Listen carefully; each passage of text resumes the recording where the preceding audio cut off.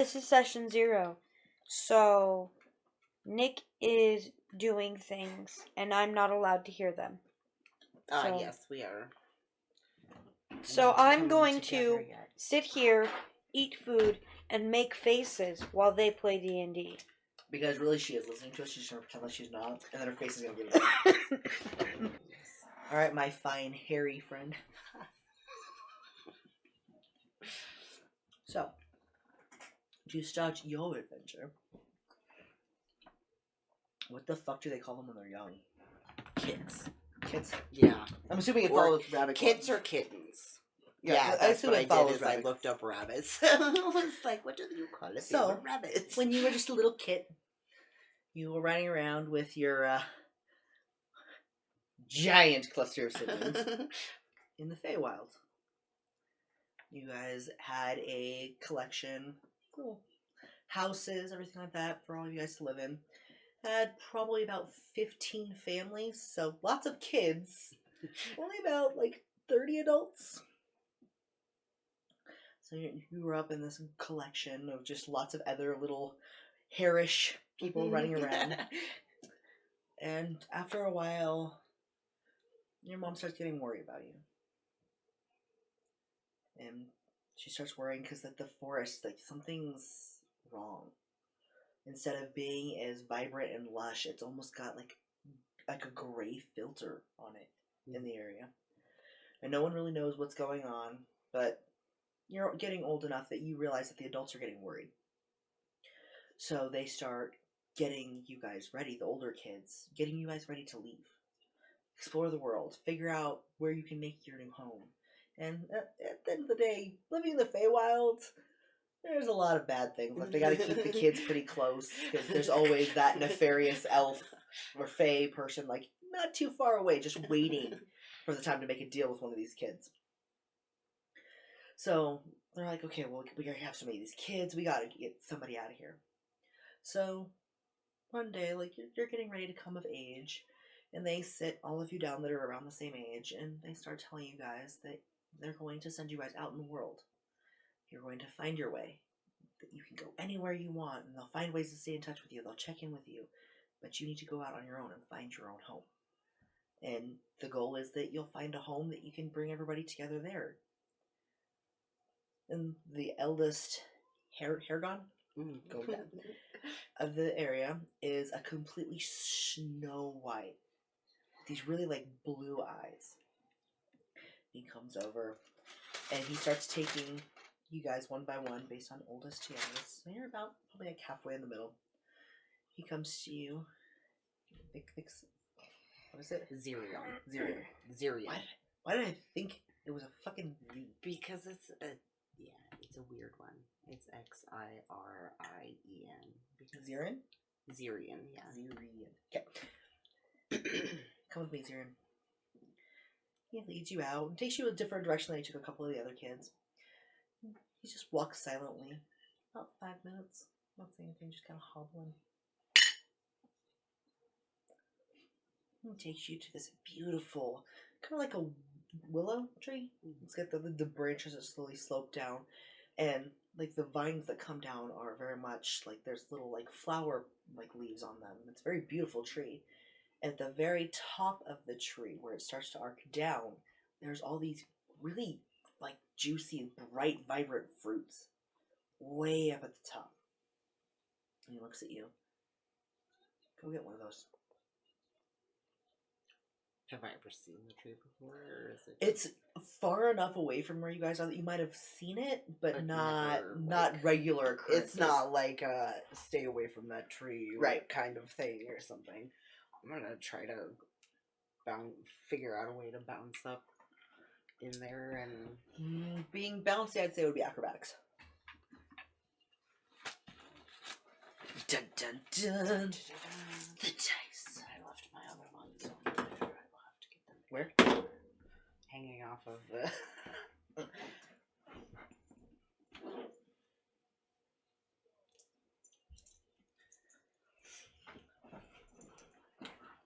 Would you roll?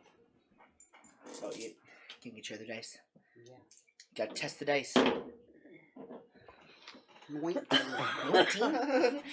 So you're kind of bouncing up the tree because the trunk, it's really really wide at the bottom, and then it starts to, like, branch into these smaller sections. You kind of fight to get up to that, like, first little ledge, and then you start bouncing from the really thick bases of these branches. And it takes you a little bit, and it's a little tiring and exhausting, but finally you get up to the top, right where it starts to bow down, and there's like a cluster, almost like how bananas are clustered, of this really, it's like a bright pink red. I'm trying to think of what kind of fruit, because almost like the dragon fruit color, without the green. So it's really bright colored pink, and it's just hanging in these little bushels. So you reach in your little furry hand, and you take one of the fruits, and it, like, you have to, like, twist it a little bit to get it loose, but it comes loose in your hand. He's like, now bring it down here. And he waits for you to kind of, like, flop down next to him. And he goes, eat it. Shrugs. Do you shove the whole thing, or do you open it? Are you eating the skin of this fruit? Okay, if it's something that is like the dragon this is fruit, the like skin, then no, I'm like, going to the, peel like, it. rubbery if feeling it's of, like, the dragon fruit. Yeah, then I'll try to cut it. What is the thing called? The class? Oh, the class was Fey Wanderer. Because there was something in the reading that I was going to use, and I forgot the damn book. It's sitting next to the bed, where it belongs. Figures. Pretty much. Such is my life.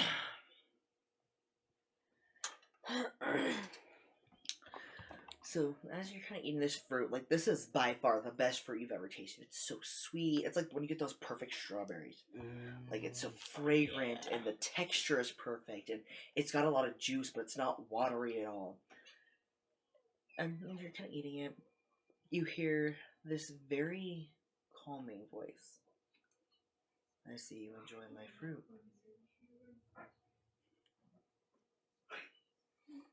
I like. Is it coming from, like, a certain direction, or is The it basic just direction like of the tree? Booming voice of a god? The basic direction of the tree. Oh, so I turn and look to. And you notice that the branches are more like swaying. You know? Like, it was pretty still before, but now, like, there's movement to this tree.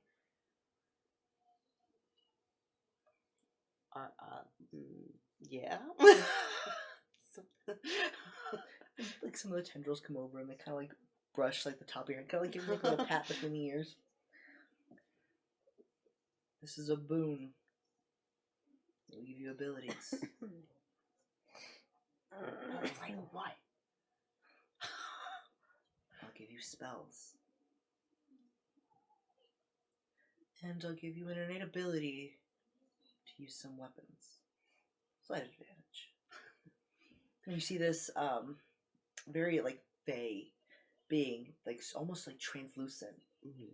And they step out of the like the big base of this tree. I'm like, whoa. Your elders came and asked for us to bless some of you rabbits. Give you a fighting chance outside in the real world. So we'll give you the ability to use magic. Spells will come to you as you practice. As you meditate, think of your homeland. Don't start learning the spells. It'll take a little time, but it'll come to you before you know. As far as your weapons, you have a lot of options in that aspect. And he kind of, like, goes like this, and the branches start twisting themselves into these shapes of these different weapons. Like, you watch as, like, they kind of fold and twist into each other and make, like, the shape of a dagger. So all these weapons are, like, twisting into shape in front of you. And they're kind of dangling down in front of you. What looks interesting to you? Is there a bow there? Yep. There's, like, a bow, axes, daggers, kind of like your basic weapons that would apply to a ranger. No, I'd say probably bow. Two. You notice as your eyes zero in on the bow, the tree sways down towards you. Take it. I'm like... As you wrap your hand around the wood area of the bow, instead of the viney texture of, like, the tree leaves you were expecting, you feel hard wood. And as you pull your hand away, the vine slides off. And in your hand is a very real corporeal bow. And there's a quiver at your feet. Thank you. And that's going to take some practice to master. Don't shoot trees while you're practicing. It's barbaric and you're above that.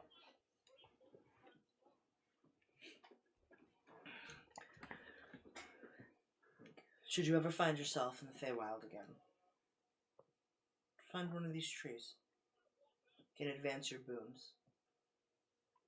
If you've worked hard enough. Thank you. And he steps back and dissolves back into the tree. Robert just turns around and starts hobbling back. Don't go poking any kid's eyes out with those bows. Arrows are dangerous. Pretty characteristic of this guy. Like, he doesn't really say much The unless he's fighting. D&D version of "you'll shoot your eye out, kid."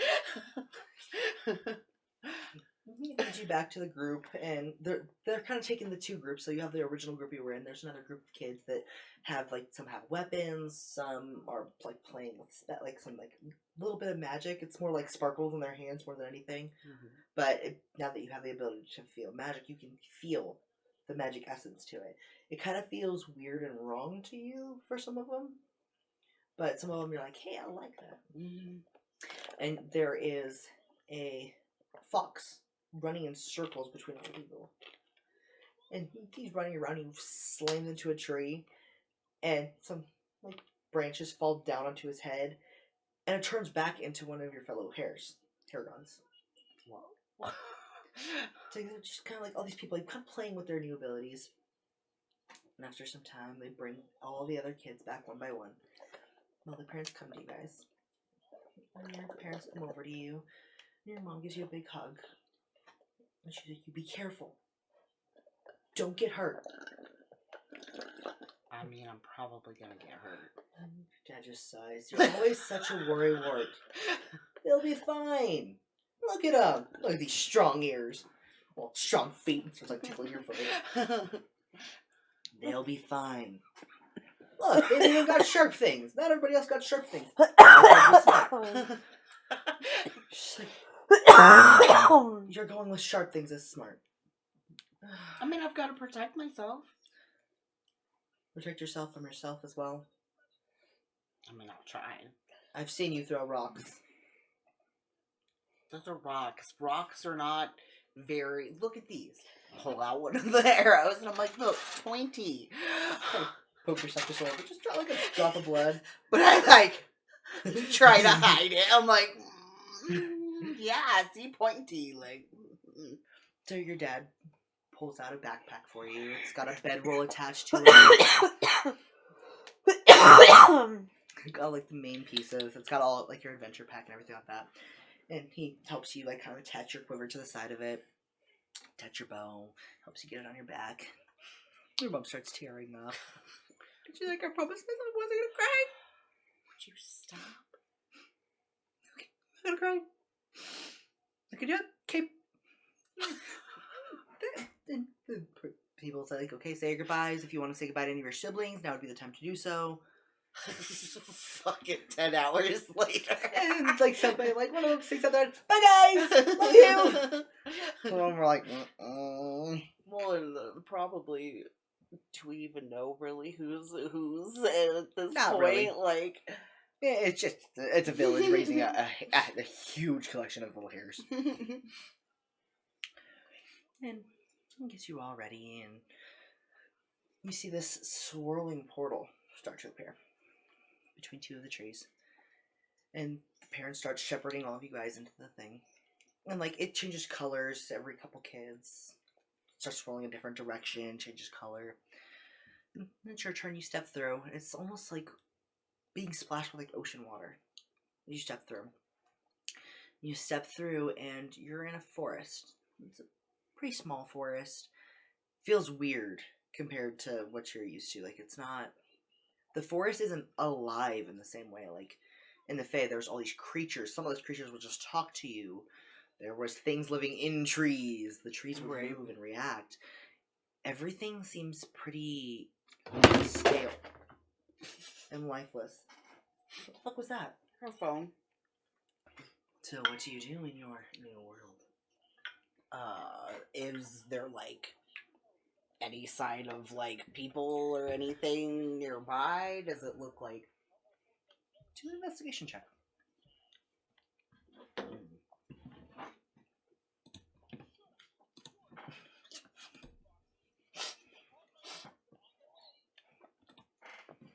fighting over it?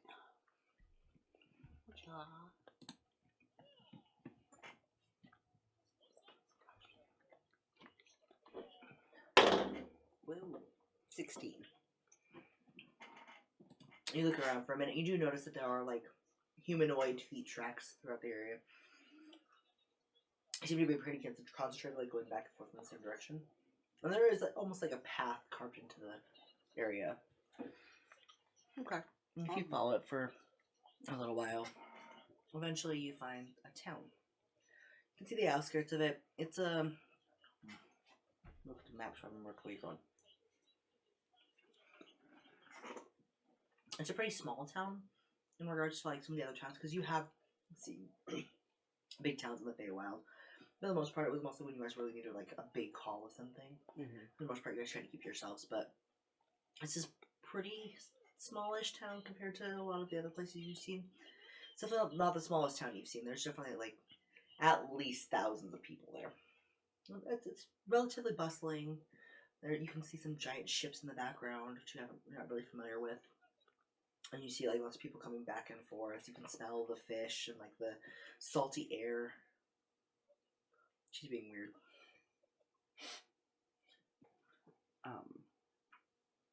I will go see what's up in the town then. So you walk into town, and people are like turning and giving you like a weird look, like they're like, "What?" Like, they seem very confused by your appearance. You notice that most of the people around you are definitely very human looking. But there are some like giants, like furbolgs, stuff like that. There's some other smatterings of people, but for the most part, very much gnomes, dwarves, elves, pretty regular. And one of the goblins, there's a couple of goblins, goes, "Hey, watch your big feet. I know I'm small, but damn." Sorry. Pulls his stuff away from you and trots away. You said there's some fur Yeah, balls. there's some furbolgs. I'd probably go try and talk to them. They're sitting there and they're kind of just gathering some of their stuff. And one of them looks over at you. "What are you?" And like pets your ears. What are you doing? "You talk? Yeah? Guys, it's a talking rabbit!" So I kind of like looking. Have you never seen someone like me before? Because there are some of you that live where I came from, and so I'm surprised that you've never seen one like me. And like now that he's like a lot closer, you realize this guy's pretty young. Like he definitely, and he even has that much more childish air to him. And the other ones are all just behind him, like, "Oh my god!" You heard one of them go, "I told you we shouldn't have brought your brother along." Oh, okay, I get it now. They're kind of like packing up their stuff, and one looks at you, goes, "I mean, we're heading back home." Oh, I just came from there. They were trying to send us all out. Out of where? The Feywild. Oh no! Oh. And he points, and in the distance, like it's, excuse me, kind of foggy almost, but you can see like a mountain range that he's pointing at. No, there's some like you can see like the terrain. There's like the forest that you came over. What looks like some like rolling hills, and the mountains are very far away, but you can see the very faint outline. You know, when we're heading back that way, if you want to come. I mean, here's the deal. I'm kind of looking for somewhere to kind of make home. I don't think you'd be comfortable in places like this. I don't really like the strange. And you notice, like, when he says that, like, they're a cluster together, and there is a very clear path around them that very many people could walk around them without getting anywhere near them. They seem very much, it's like the humanoid people are totally fine with each other, but Like, anything not that doesn't with quite look human is kind of uncomfortable for them. I mean, I guess if I could stay with you guys for a little bit, I'd appreciate it. We can at least take you, show you where we call home, so if you need something, you can always find us. Okay. So they gather all their stuff, and over the next couple weeks, you spend time, you really get to know them. They walk through part of the forest that you had come in through, and they just keep going all the way through, cut through, go over some hills. You keep going until you get to this beautiful mountain range.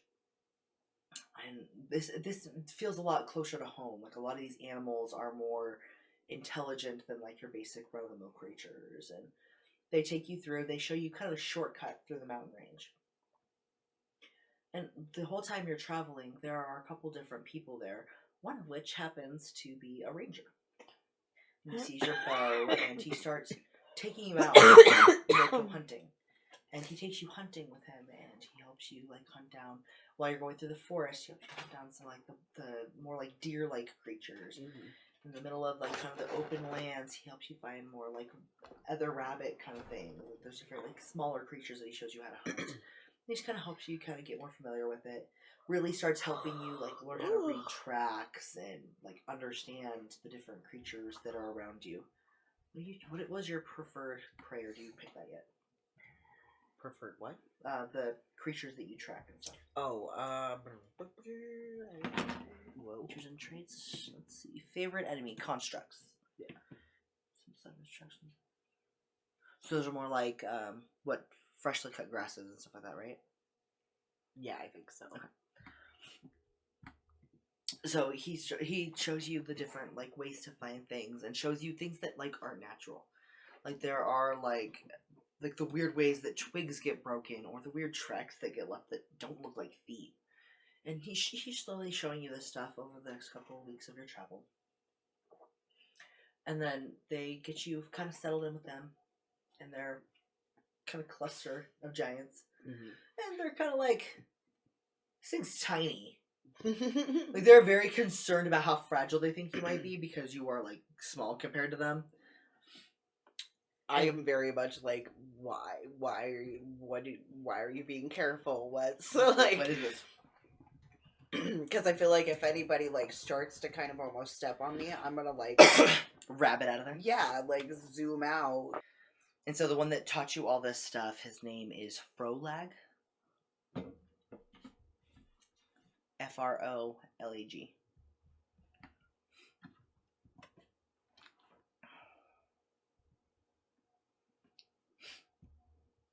And I will get you the names for the other band you were with. He's really the main one that you really get to know and spend a lot of time with.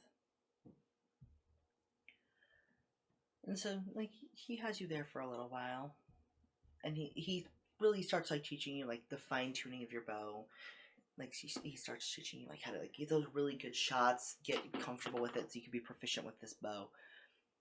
After a couple months, he's like, are you going to stay here forever? I don't know, like, I really appreciate everything that you've done for me, but I feel like this is kind of your guys' home, not mine. I understand. I would not go to the east of these mountains. Okay. Why is that? There is a lot of arguing between the lands. The mountain range serves as a divider. The area you came from, while they're not the best and nicest people, they're far more accepting of creatures like us. Some of the people on the other side of the mountain ranges find any excuse to blame us. Something gets stolen, it was very clearly us, even if we were on the docks all day.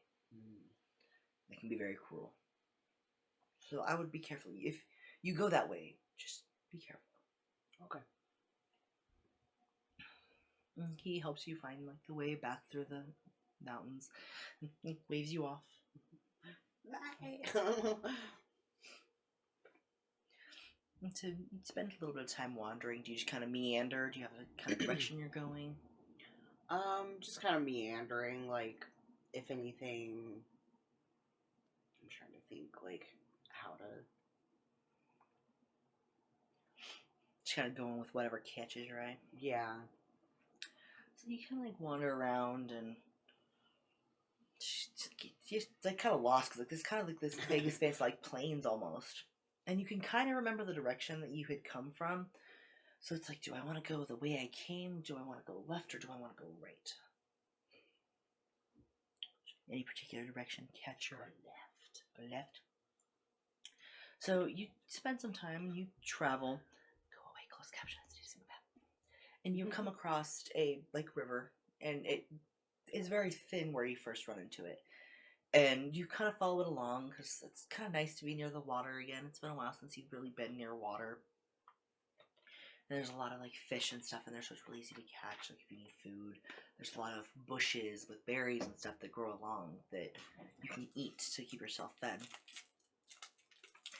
And you come to the river, and on the other side of the river, like it comes to kind of like a deep like. There's two rivers that kind of converge into like a lake. Mm-hmm. And then you can see them go down further towards, like you can see the ocean on the far horizon. So you see the water kind of filter through. On the other side, you can see it kind of connects to the ocean, but you see that there is a port city. This one is a little bit bigger than the city you had come to first. It's definitely a lot more colorful. It seems like that's a lot more accepting of people. You see coming up the trail that cuts across, there's a small bridge, and there's a caravan. But this caravan, you see that there's some really small people, and there's some pretty big people. So it seems like, and they don't seem like in a hurry to leave town. Like the Furbolgs were kind of in a little bit more of a hurry to leave that first town. This town, they seem like very much like kind of meandering out of town, and as you get closer, you see that there are like a lot of like people like outside. Like there's almost like little camps outside of this town because there is a wall around the town. It's not a big wall. It just seems to be kind of to protect from some of the creatures because you learned the tricks to avoiding these creatures at night.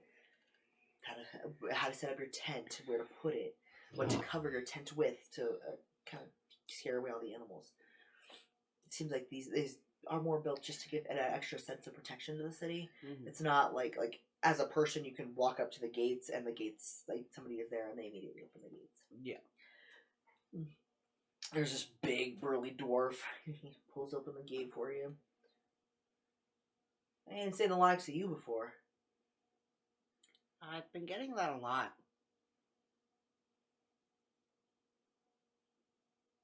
I promise I'm fine. You know where you come from? Yes. There's a guy in there. Yeah. Smaller than I am. But looks like one of them big guys. All blue and everything.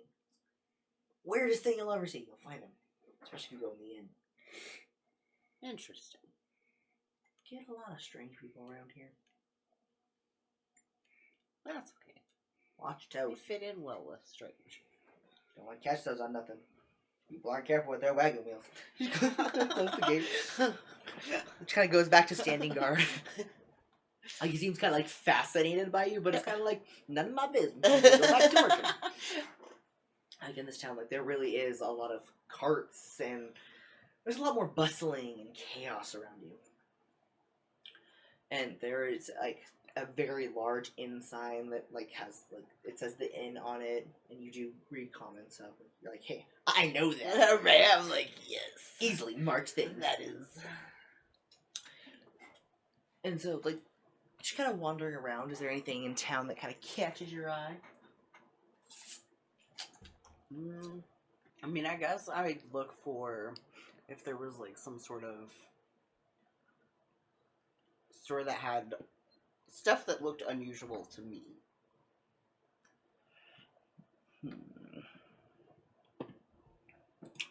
So, kind of looking around, there's a lot of, like, unusual stores. Like, there's, like, a full-on butcher.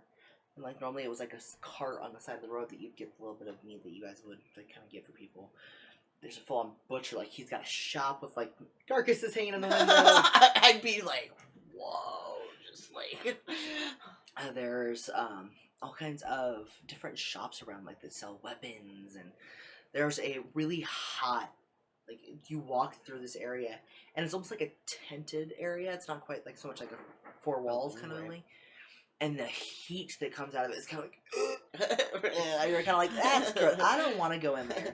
I feel like it's singeing my hair. And you hear this, like, tinking and clanging from inside there. After a little while, you hear some swearing. And then a really loud shh sound.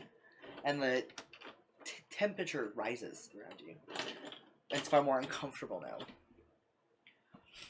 And as you continue to, like, wander through, there are... Oh, shit, she put the nap on there. Damn it. There's a lot of different shops. There's, like, a shop that has a bunch of, like, weird-looking sticks and bags and, like, little glass vials all over the place. I don't want to go into the one that's selling sticks. Keeps you going.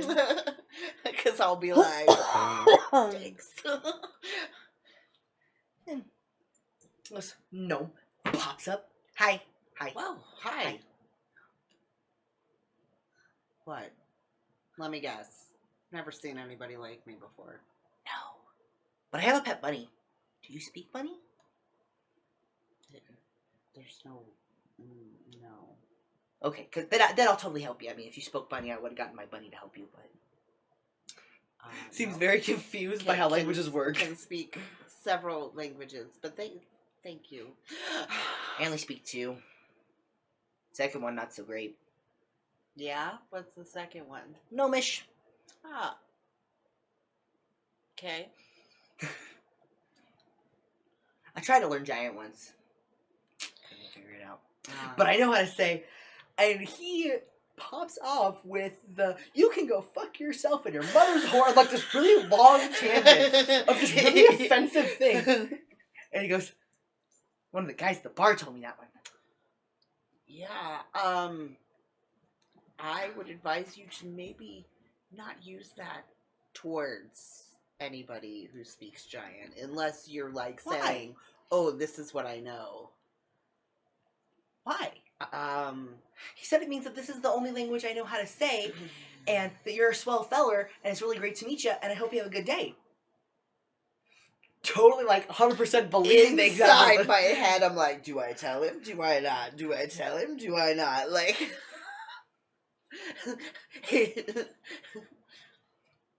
That's not what that meant. Oh, really? Yeah, you called my mother a whore. He, like, was getting, like, a pen and paper. Oh, whore, mama. Be careful with that phrase. Ah, yeah. He's like, so what can I do you for? I Perches on was the counter. just curious what kind of stuff you were selling in here. It looks We like sell you all have kinds of sticks. stuff. And he starts, like, he hops out and just starts running around the shop. We got potions, we got this. And he starts rambling off all this stuff so fast. It's like, that was that one word? Was that 72? How many words did you just say? Like, it kind of breaks your brain a little bit. And, like, he just keeps going. And, like, the staff of this, and the wand of this, and these bags. I don't know what they do. Kind of puts it on his head. Oh, don't do that. Don't do that. Wait, so you're selling things that you don't know what they do? Isn't that kind of dangerous? I don't enchant them. I just sell them. The enchanter doesn't really like people. Oh. So I'm here to sell. He makes the stuff. Every week, he brings me new stuff. Pretty good deal we have worked out. And I get to collect 10% of the winnings. The other 90%, I deposit in his box for him to pick up. Toss back onto the counter. So what's special about the sticks? Like you called one of them a staff and you called one of them a wand? I don't... So the big ones are staffs. They have different enchantments in them. And then the little ones are wands. You could stick them in people's noses and stuff like that. That hurts. But they have magic stuff too. Anything to help you with your learning of magic? Come on, around. Kind of like flipping through like some books and stuff. Alright, are you flipping me out for her? Okay. He goes through and he like, looks at all the stuff and comes down with a little like pamphlet book. Not this guy. How much is that? Well, I was doing it here and she didn't notice, so I had to go for the under the table. We'll just call it free. Okay. Thanks. And it's not like a greatly made pamphlet. It's kind of like somebody like made some scribbles on like some stacks of paper and kind of put it together. Not really great material, but definitely basic beginners. Okay. Here's how you gain some access to magic. Like different things to try to figure out kind of what kind of spells you have. Okay. Have you been meditating? Yeah. I would be regularly. So it's getting kind of late at night. Like the sun, you can see the sun starting to dip down in the windows of the shop. Did I have some money? You do have a little pouch. I'd say you got about 10 gold in the pouch. 10, okay. Go to the inn, I suppose, and see about a room.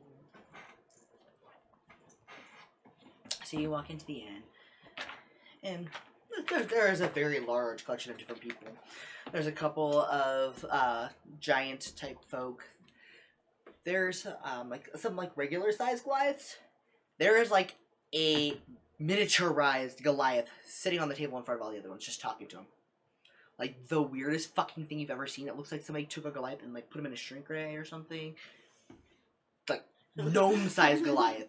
I'm like his proportions are still accurate to like what he would be if he was big, but he shrank.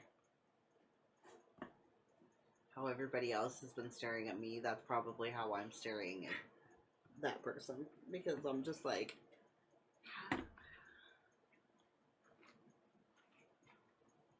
you could see me doing the math in my head.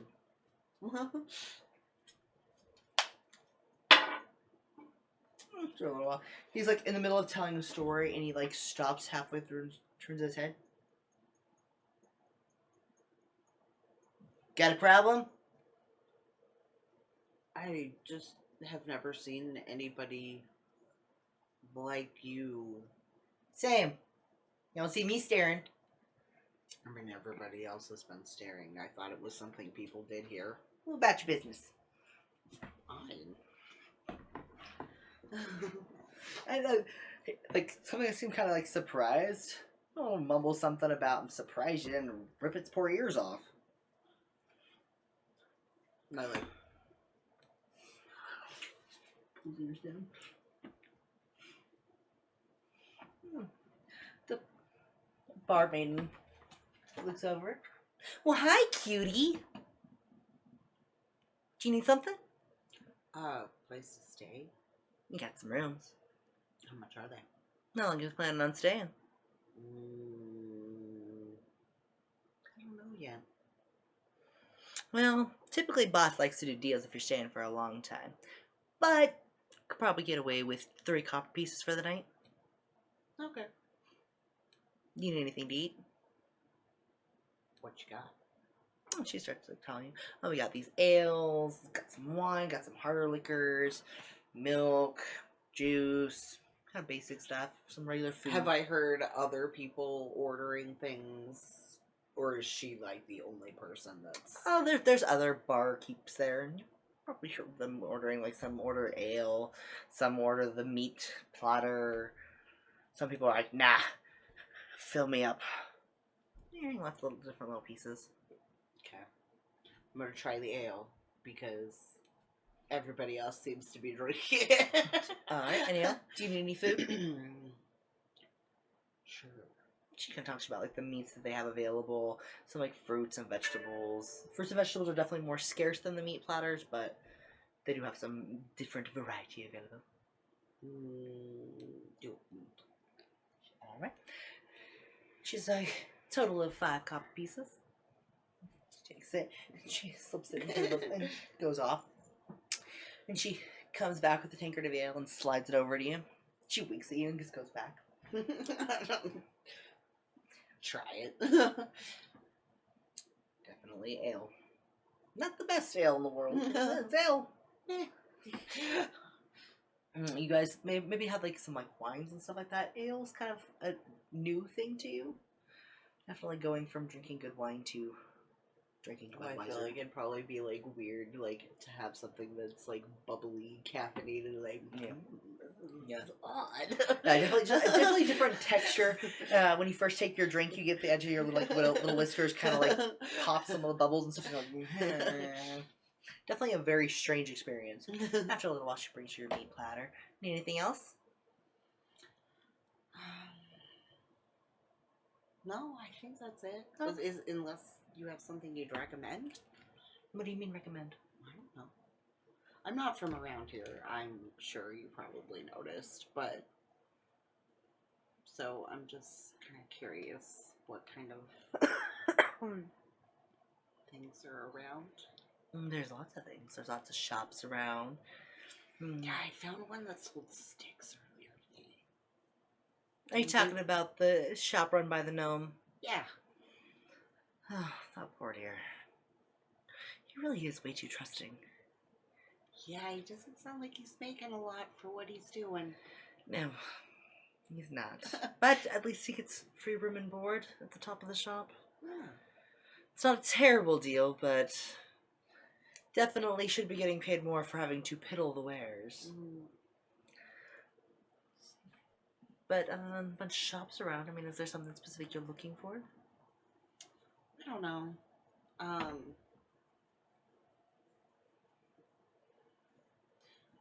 guess I'm just kind of Lost. a little bit, yeah. Well, I mean, if you get super lost and you get cold tonight, I can always tell you where my room is. If a bunny could blush.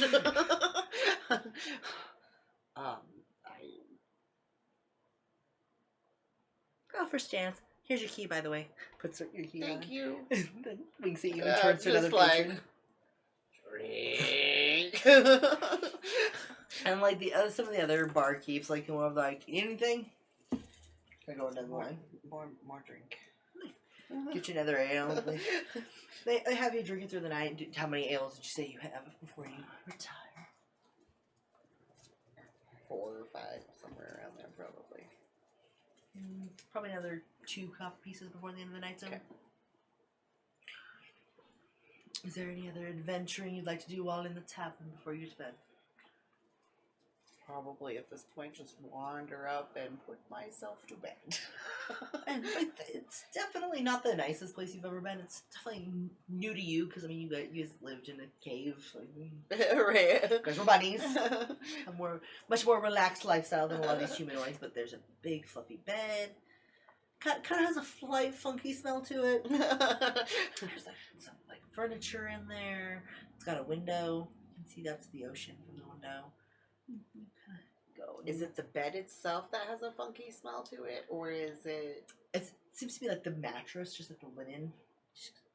Like maybe the last person had some slightly questionable odors, and it's just quite aired out all the way. I would probably just lay my bedroll then down on the floor because we probably didn't have like beds everywhere. It was probably heap up somewhere and go to sleep. Some like straw, grass, stuff like that. Definitely like some soft stuff on the ground, but definitely the bed is. So the bedroll probably seems luxurious. Yeah. So that you kind of burrow down for the night, and while you're sleeping, you kind of just like pass out. Like you're kind of tired because it's been a rough couple of days just traveling by yourself. You hear a familiar voice. You have been meditating rather hard, but I feel like you're a little lost. That obvious? Slightly.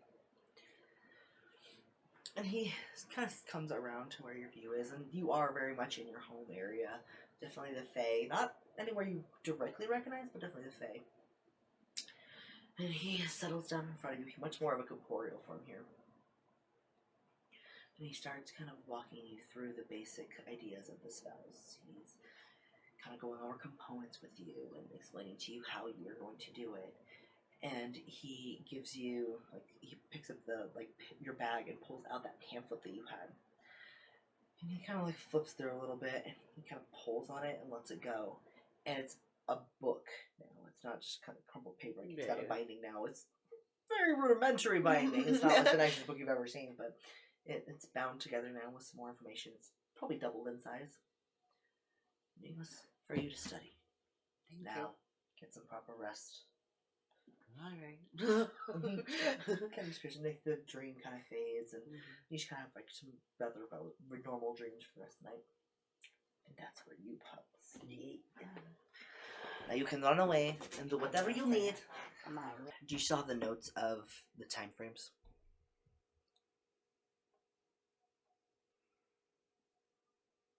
Like the year and 6 months and that stuff? Mm-hmm. Yes, but I don't know. I think it's on my laptop somewhere. Okay. Sorry. It's okay. I remember it being written down somewhere. I just don't have access to wherever it was written down, I don't think. Yeah, it was on my laptop. Okay. So we'll fine tune the time frames later. Okay.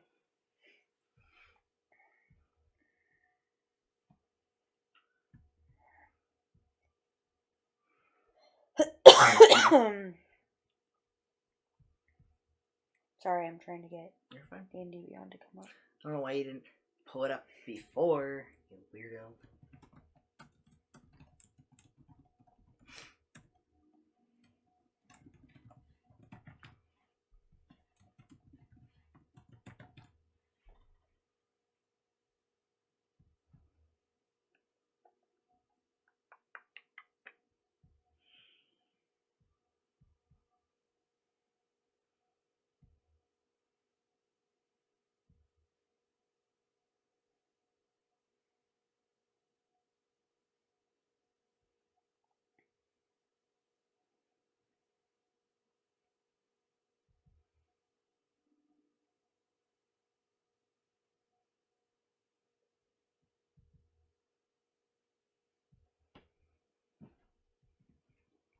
Let me know whenever you're ready. Yeah, sorry, I just gotta... You're fine.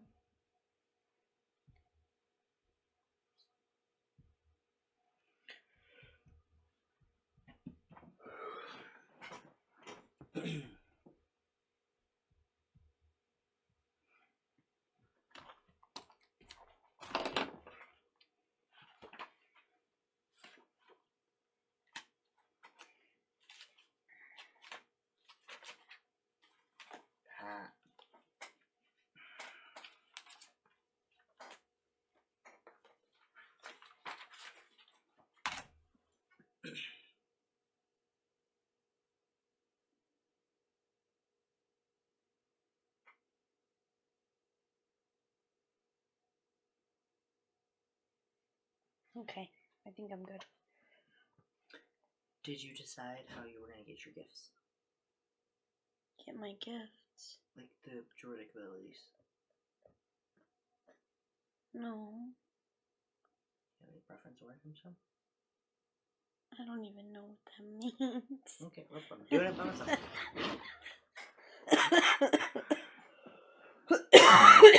Alright, so. Growing up, you were always kind of taught the ways of your, what the hell is it called? Arbus? Arbor? Arbor. Of the arbor. Of the arbor. And what that kind of looked like. You grew up watching as the other arbors found a good spot and planted their seed and nurtured that seed into growing. Seeing people take care of their little seedling. All the people that were walking around that didn't have seedlings. And how they were just a part of the family anyway. Growing up, there's all kinds of different people that would come and go from your area. People of all different kinds of shapes and sizes. Some looked like you guys. Some were very short and round. Some were weird colors. Some had horns. different people came and visited. Some stayed for very short periods of time. Some needed help with one thing or another. Some were just adventurers passing through and wanted to see what the area was. Some came for specific delights, because if you haven't done it with a nymph, have you really experienced life? Lots of bards in that sense. So you see all these people. It kind of becomes regular, kind of basic nature to see other creatures kind of coming and visiting. And growing up, like when you were younger, they told you stories about your Fey ancestry and how like this giant tree, the biggest tree in the middle of the area, came directly from the Feywild. It was a seed from the Fey, and it was a gift from the king and queen over in the Fey to bring a little bit more magic to this world. And it seems like a lot of people in the early years were planting their seedling in circles around this giant tree. The tree seems pretty stagnant. Like, you haven't really seen it grow much since you've grown. Like, it still seems huge whenever you walk near it, but as you've grown, it seems relatively stable in its aging process. You can feel the life coming from the trees, and you can feel the energy coming from the trees, and you know whose home is whose, and things like that from it. And after a little while, you're getting ready to have your coming of age ceremony. And people are kind of talking about, like, things seem different in the area. Not really sure why, just something feels off. They go through and they perform the ceremony with you and those others that are around your same age. And they go through and they have you guys take and put your hands out. And they put some soil in your hands and sprinkle some water on your hands and things like that, until in your hands your little seedling sprouts. They go over the instructions of how well you need to take care of this, how this is going to be your home someday, and basic instructions on how you take care of these things, and how at the end of the day they are pretty sturdy, hardy plants, but you can't go through and like throw it at a tree. You want to keep it close to you. It's important. And your family takes you home and they shower you with all the praise and celebration of your new blessing and tell you all the tricks and tips that they learned. And don't let any lemon get to it. Oh, if you add a little salt to your soil that's around it every day. Like, just little weird tips and tricks. And some of them are like, okay, superstitious weirdos. Some of it's like, ooh, I never would have thought of that. That's a good idea. Finally, everything starts to calm down from you getting a blessing. And after you get your blessing, you start noticing that you can do more things. It seems like the ceremony unlocked abilities within people. And you start finding that you have the ability to connect with nature on a deeper level. You can talk to some of the creatures of the area. I can talk to all of them. I'll let you tell your story. You could talk to them, but they could not in their language. That's the trait, right? That you can speak to them in their language. I'm pretty sure Beast and Leaf, I speak to them and they we understand each other. Yeah. But you're still speaking your language. Oh, okay. They just understand you. Got it. It's like sometimes you guys, you can speak to the squirrel in squirrel sometimes. Like all these little things, like you can talk to the nature around you and ask vines to entangle somebody. Like all these little things start coming out. And one day, like you're kind of thinking about like how you'd want to like spend some time, and you fall from a tree branch that you were sitting in, and all of a sudden you're a little sparrow. Like your body's getting all these like Harry Potter-esque. You don't know how you're doing them; they just kind of happen. People in the town start surrounding you and start teaching you how to use these little abilities, fine-tuning your druidic nature. And other people seem to have gotten other abilities. Some person, like there's one that like is very much healing abilities and can't really turn into animals and doesn't really seem to have as strong of a connection to the earth around you as you do. You definitely have a far greater connection to the nature than some of the other people seem to have gotten. You seem to be extra blessed with your beautiful abilities. When do I get my mushrooms? Never know. You haven't developed your subclass yet. Man. Don't worry, you'll get. So as you're kind of growing and exploring these new kind of abilities, you start to notice that there is far more changes in the area around you than you originally noticed. Some of the different, far-reaching areas that people don't really necessarily go to as much as the area, because there are just regular trees and grass and regular plants that aren't arbor protected. Some of the trees, as they're growing gnarled and bent. Arbor trees or just the regular trees? Okay. The little saplings that are coming out, they're weird. Instead of the aspens where they're very beautiful leaves and white bark, it's almost like a dark gray wash on the bark, and the leaves are almost gray too. You're noticing all these little weird things, and you're in an island. The water's always been a relatively comforting place. The water seems colder than normal. It chills you when you touch it as opposed to just being cool. It seems at times that it's almost painful to touch the water.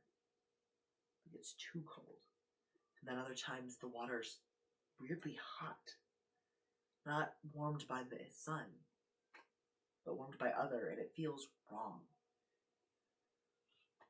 And as time goes by, you start noticing that it's raining far more frequently.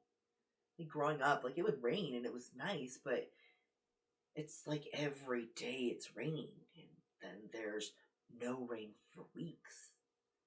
Even in the rainy months. Something has disrupted the natural way of this land. You start noticing that the fish aren't coming near the edge of your island anymore. They're staying away.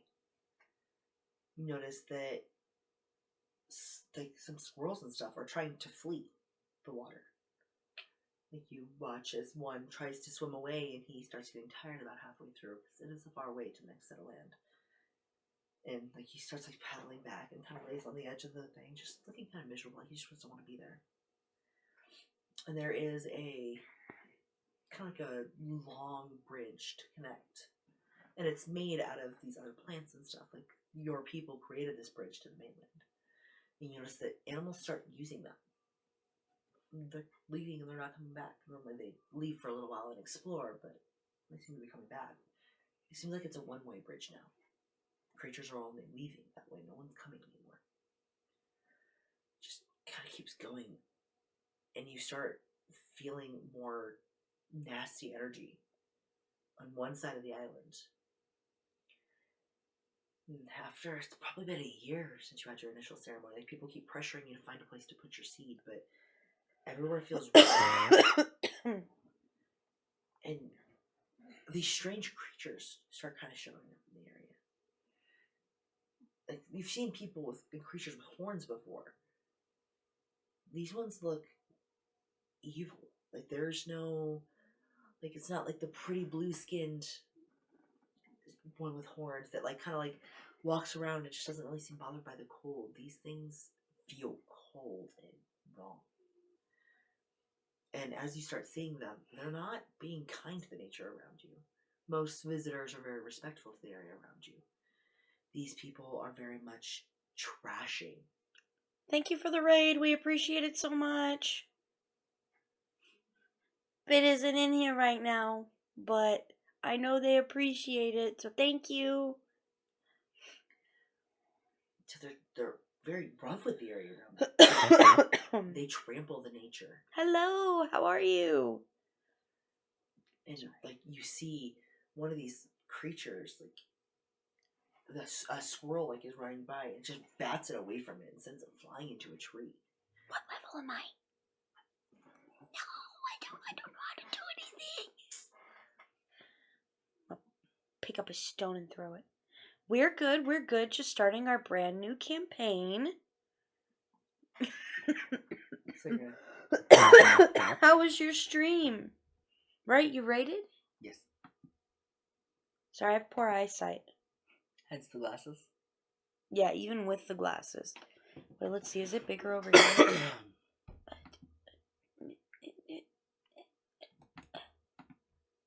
there we go. That's good. What did you stream?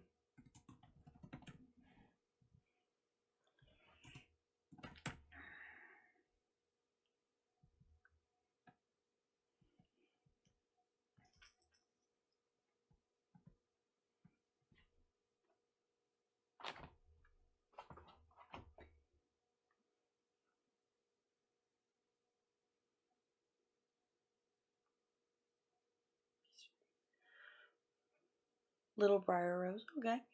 Never heard of it. I'll have to check it out. I think you have actually. Maybe I have. I don't know. Yeah, we're doing some like homebrew stuff, so it's gonna be really exciting. I moved it so I can see chat like directly in front of me now. So if you have any questions, just let me know. Puzzle game. Actually, you know what? Maybe I do know what that is. I'm glad you had fun though. And of course, thank you for the raid. We always appreciate that here. Well, anybody anywhere should appreciate a raid, no matter how big or small. You were saying, Nick. I'm trying to find Okay, thank you for the lurk. We really appreciate it. Have a good night.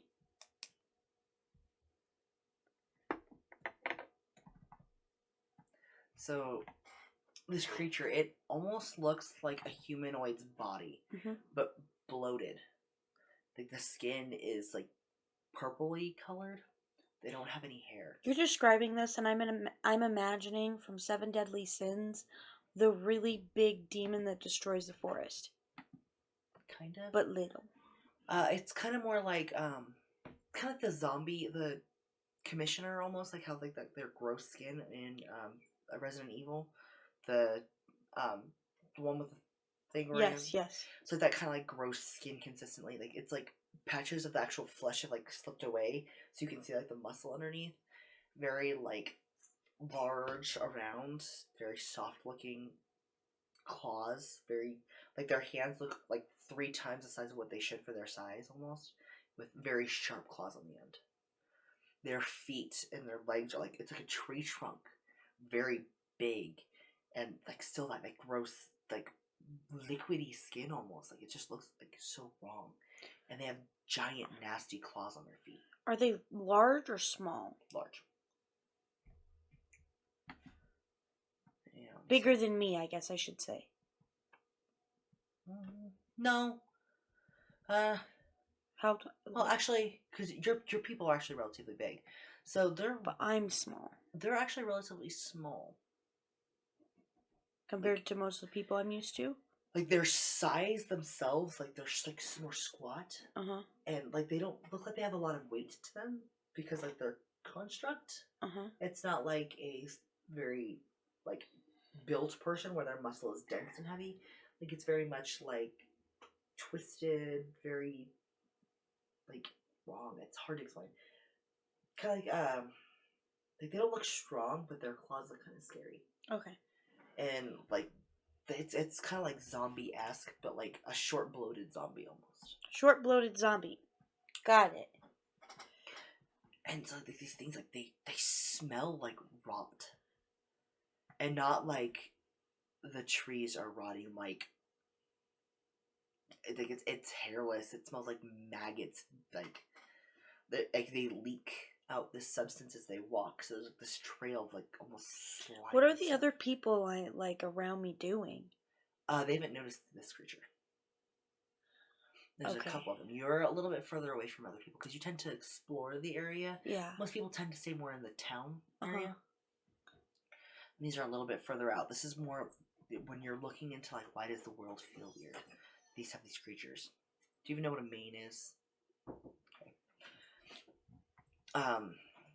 So this creature is just moving. Like it's not. It has a humanoid shape, but it does not react like a humanoid. It's very much like a very simple beast almost. Okay. That's wandering through, and like it's just disgusting. And you said you threw a rock at it? Yes. So the rock goes flying, roll to hit. Because it pushed a squirrel, right? It's slammed a squirrel, yeah. Did he kill it? Wait. First, I'm gonna check to see, did he kill the squirrel? He hurt it. Oh my god. Pretty bad. Do I have the time to assess? If I help the squirrel, will he get away? Or can I help the squirrel survive? Will the squirrel survive? The squirrel should be okay. Okay, then I throw a rock at it. Okay.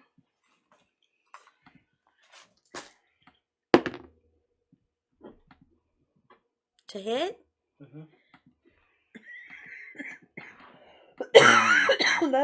Would that be dexterity? Or would it be strength? Because I'm throwing a rock. What's higher? My dexterity. So you based on your previous skills, you'd probably throw it in a way that's more dexterous.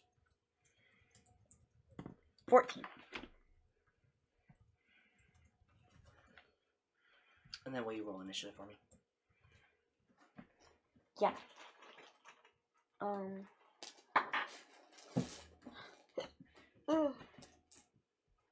Wait.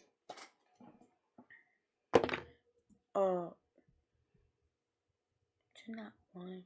So now one is a coffee? Nope. Kinda was. It was like this. Right there. It's a 1. Okay. So you throw your rock. You said it was a 14 to hit? Mm-hmm.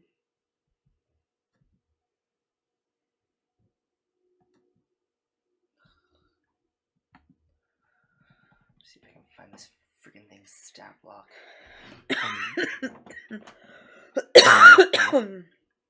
Sorry.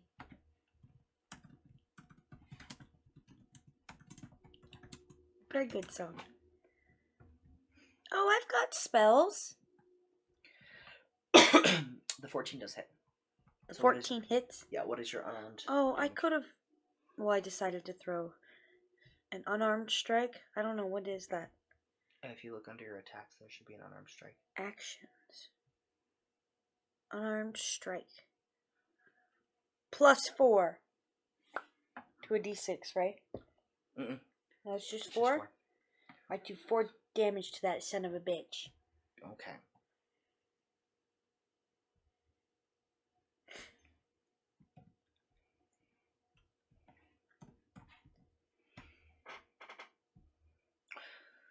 So you chuck the rock and it kind of slams into the edge of its skull and makes this really gross, like, squelchy noise. Ew. And, like, the skin kind of slides down over the hole the rock made a little bit.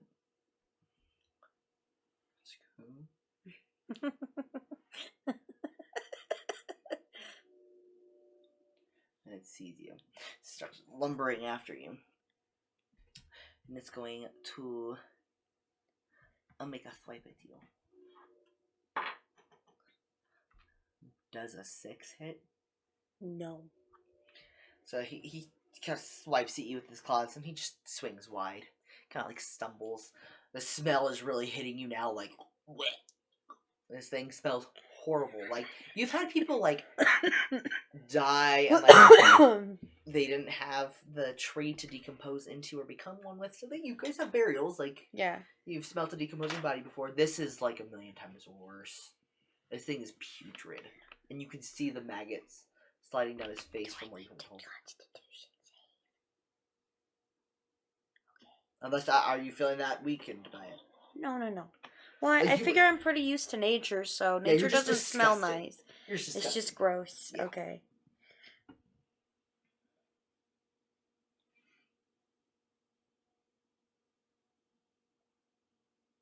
What's she doing?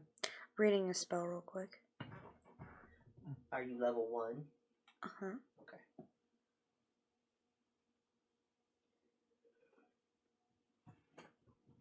Yeah, I was looking at this to see if it would even be worth it to try, and I don't think it would. Okay, so what do you want to do? Because I don't think a beast.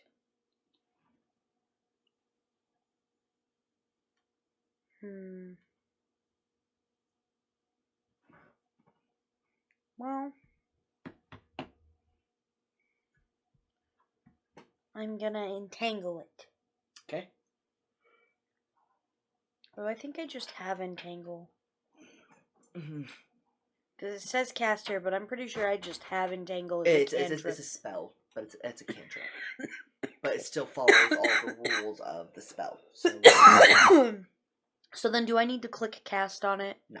Okay. You just need to open the spell so you can see what the... Okay. It's a DC 14 What kind of... strength. He does not make that. Or be restrained.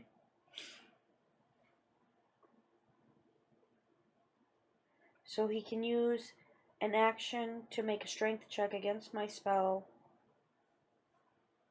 And then,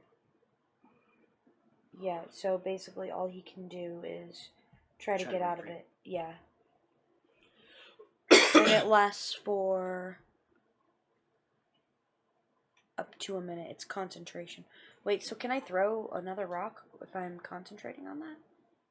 Since that's a cantrip, yes. Oh yeah, for me it's a cantrip. That's right, okay. It's still a concentration cantrip. Okay. So to maintain it for that full minute, you'll still have to concentrate on it, but... Right. Concentration just means you can't concentrate. Well, okay, so no, I guess I'll ask you. So I have Beast Bond. Okay. And with Beast Bond, I touch a creature that has an intelligence no higher than 4. And it can, like, understand me, and I can understand it. And the link is connected while in sight of each other. And it has advantage on attack rolls against any creature within 5 feet of me. So I was gonna see if something would help me attack, but if most of the stuff is is there even anything that would be able to help me? Well, that is technically a spell, and technically you're not supposed to use a cantrip and a spell in the same realm. Oh no, I'm just asking in general. I'm not saying for my turn. I didn't think it would work. I mean, you can try to. You can look around and find a beast near you. Okay, but with my, I'm gonna look around. Is there anything nearby that would be able to help me? I mean, there's some squirrels and stuff, but not really. They would be in more danger than anything. Probably. Okay, so then I'm just gonna fucking. I don't, wait, I think I had other stuff. Hold up. Oh, I'm gonna use Thorn Whip. You know, the thing that I have. Can I use Thorn Whip? You can also use your regular whip. I think Thorn Whip does more damage. It really doesn't matter. Huh? It really doesn't matter. Okay, then I do Thorn Whip. Okay. Shouldn't let you do it because it's still a spell, but... Is it? That's a cantrip. It's a cantrip, yeah. Okay, then I'll use my regular whip. How did you use your regular whip? I gotta find it. Whip is... I found it. To lower your attack.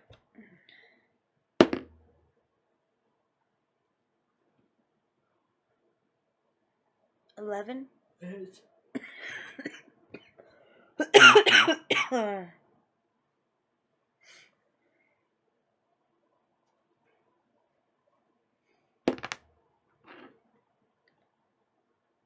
5 damage. Wait. 8 damage. Okay. So, you whip this thing. And how do you want to do it?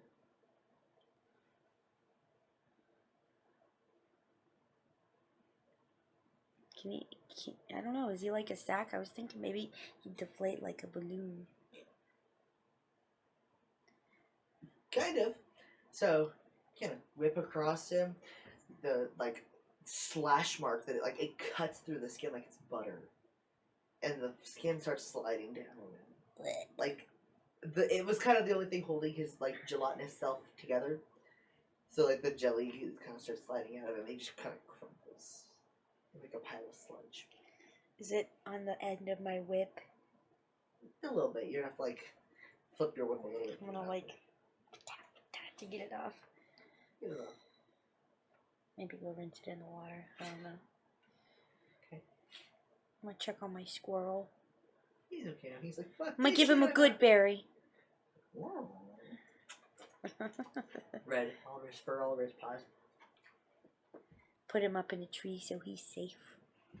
Yeah, like, thanks you and skitters away.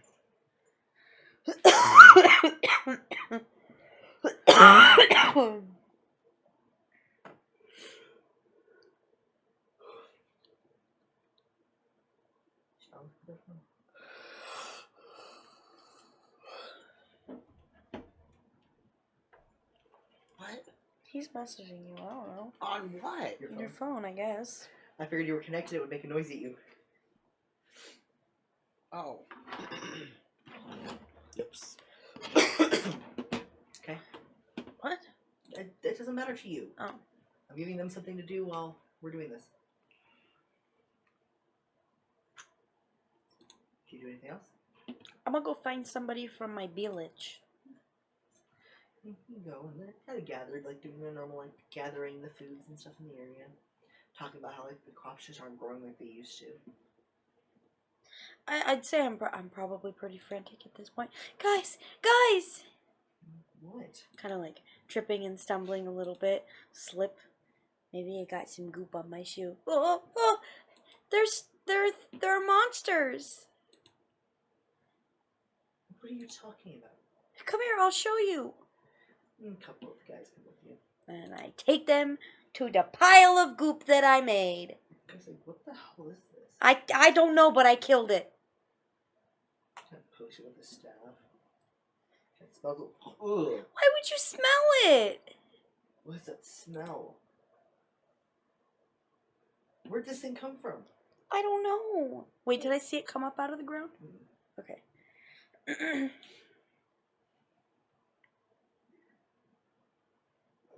think we need to keep people in town. Seems weird. It's not the first one I saw, right? You saw another one wander another direction. Okay. There's at least one more. Well, we'll have to keep an eye out. We'll send a hunting party tonight. As we're walking back. I've noticed that the animals are leaving the island. They're not leaving the island. They're always doing what they always do. They come back. No, they're not. They're not coming back. Well, we'll look into it. It's time for dinner. Come on.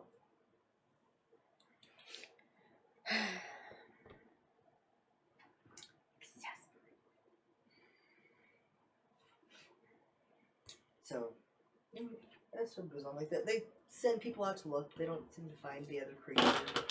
They're kind of looking more into the animals leaving and stuff like that. And so people are kind of talking about it. Fuck. But no one seems like super concerned. But they're like, this is weird. Like, huh? Like, trying to like figure out what's going on. But that's kind of seems to be the end of it. Yeah. It's not like they're really super concerned. No one about really it. takes it seriously. Yeah. They seem to kind of push it off as like this kid's blowing it out of proportion. It seems like they're like there's a little bit of like it's being blown out of proportion. There's also a lot of like they've never really had anything like this before, so they're not really True, sure because what's this is going on. kind of like a what are those called? Paradise almost. Kinda, yeah. So Like I'd imagine we don't want for nothing, right? for the most part, I mean, Okay. you guys do have like some trade set up with the nearby area. Well, we don't have like technology or anything, but Right, you have like a boat that helps you get from one part of like your island to the two nearby towns that you could trade with and stuff like that. You trade like some of the berries and fruits and stuff like that from your guys' trees to nearby towns for like other fish and just kind of other stuff that they gather. So as time goes on, you start seeing other creatures. One day you see this almost like an orangutan kind of thing, but it's got these nasty claws and it's got these horrendous like fanged teeth. And you don't see it until it's barreling into town with a couple other friends.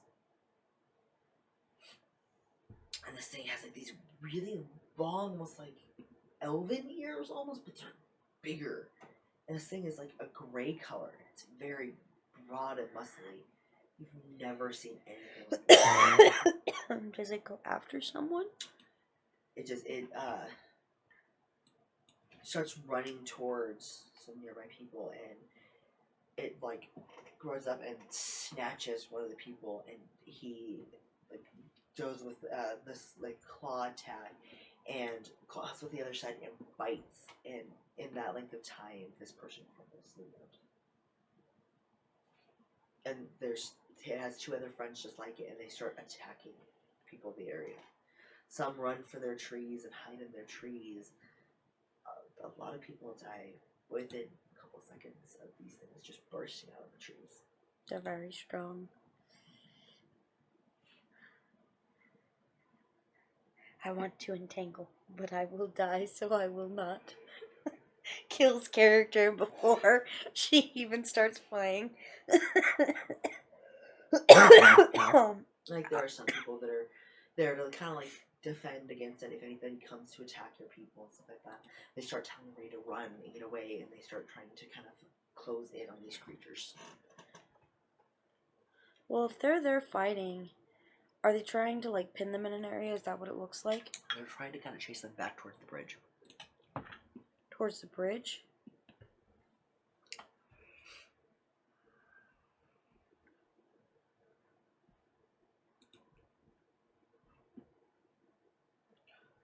Sorry, give me a second.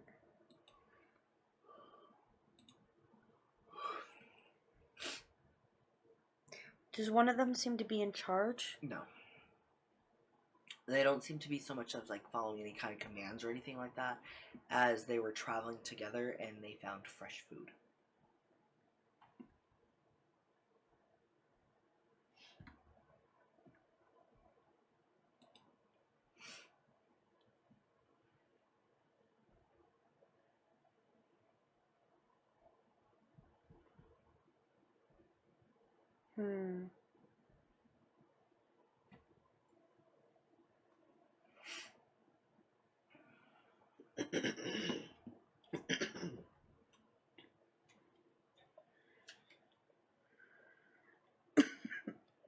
So, it says with hallucinate that they see an image or hear a sound.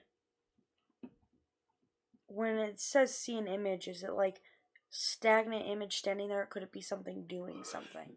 They could be doing something, but it would have no sound. Okay.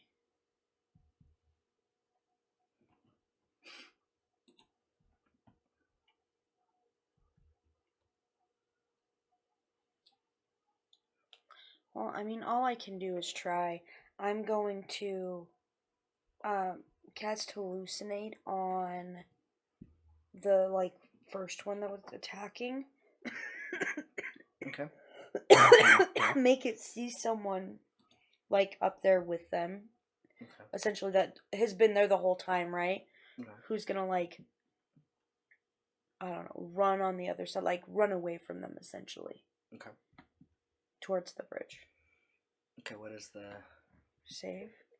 I don't think there is this. Oh, yes, there is. Hold up. Wisdom against my spell save DC. Where's that? 14. So 14 wisdom saving throw.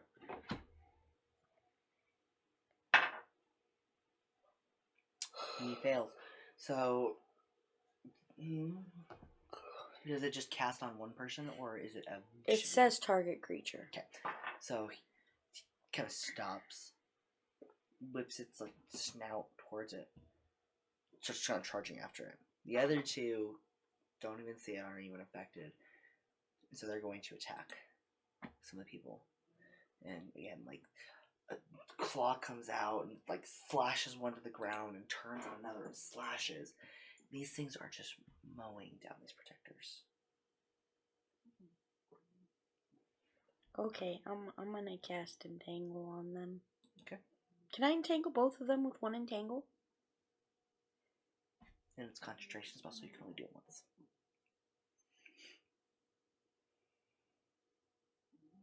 Do they look strong? Oh yeah. It looks like a fucking gorilla. A hairless gorilla.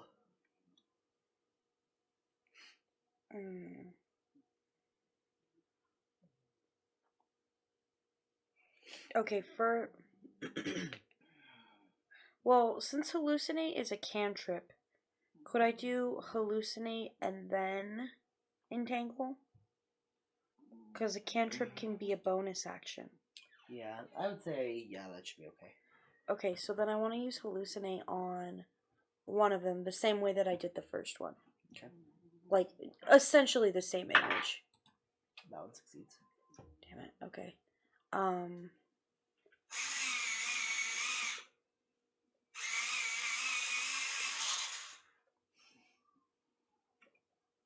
Fired. Did you do the goodnight gremlin? What, Did you do the goodnight gremlin? No, not yet. Heathen. Yeah, she's snoring. Hey, listen. What? Listen. She's snoring. That's how she sounds when she snores. She's so... Oh, I'm sorry, Right. baby. Come on. Sorry. Well, I mean, I'm still gonna entangle the one, so at least only one of them is attacking them. Okay. So, I'm gonna have to roll to hit that, right? Yeah, no, it's just a 14 strength. Oh, he's so gonna. Got lucky. Sweet. Vines pop up and they start entangling this thing. It lets out this like terrible roar. And the other one kind of turns and looks at it, and looks at the guy closest to it and starts charging at him. I'm just trying to help. So these guys, they get a couple jabs into this creature. And they seem to think that the entangled one is a little less dangerous right now. They pull their weapons and they all kind of give it their best shot and attack this one. And it finally goes down. The other one starts to break free. He's pulling some of them, but it's not quite all the way back. And you start hearing the thumping of the other one coming back. The other one coming back?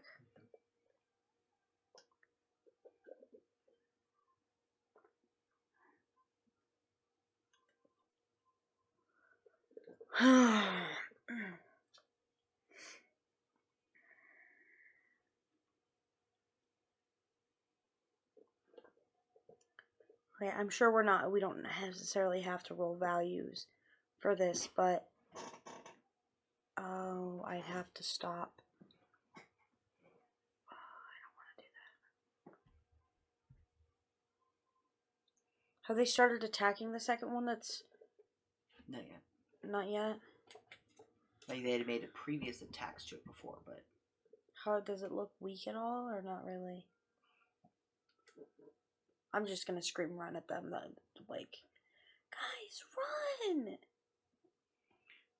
They kind of look at each other. Roll a persuasion check. Damn it, dude, stop.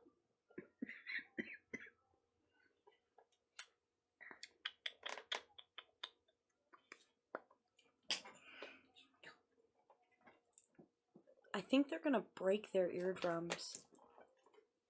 I hear it word for word. Huh? Are your ears okay? It's loud. I know, They're but shitty. it's so that I can't hear you. Am I loud? A little. Now, But that's okay. Focus. What did you roll? 18 plus my... I haven't added it yet. Okay. 21! Okay. So they kind of look at each other.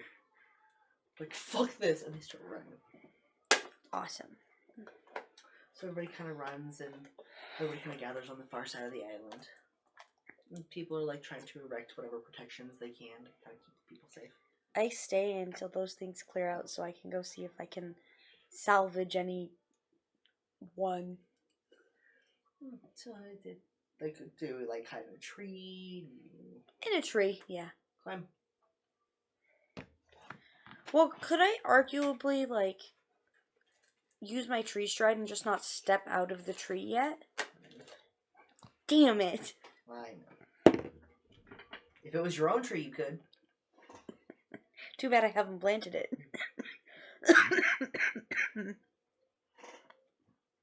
Just dexterity or acrobatics? Acrobatics. 19. Climb up this tree. Are you trying to do so stealthily? Yes. Okay, roll a stealth check. Natural 20. Okay, so you get up on this tree. And they're quiet. And you're watching these things. After like a minute, this thing like rips through the vines. And they go off tearing off looking for somebody to hunt. I wait for a little bit before getting down. Okay. But then I want to jump down softly. Well, since I'm up there, could I just go into the tree and, like, exit at another tree? Stride. Yeah, okay. I'm just going to tree stride so I don't have to jump or anything. Yeah. And then I'm going to go over to where those people have been killed, and I'm checking to see. So, there are 2 people that still had their seedlings. Okay. Everybody else had already had an established tree. Can I scoop them? You can swoop them, but roll a sleight of hand check to gingerly pick up their seedling. Oh.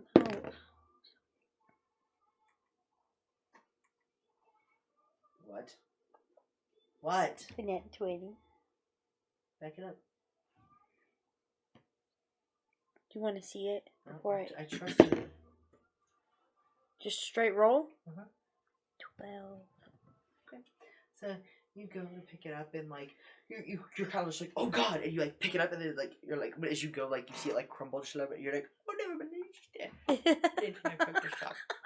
You like slip it in your pouch. Do I have my pouch? I would say you have a normal pouch. You do not have the special pouch yet. Got it. Yes, sir. Okay, so you now have 2 seedlings. You can keep track of your adopted seedlings. Adopted seedling? 2 adopted seedlings. Notes.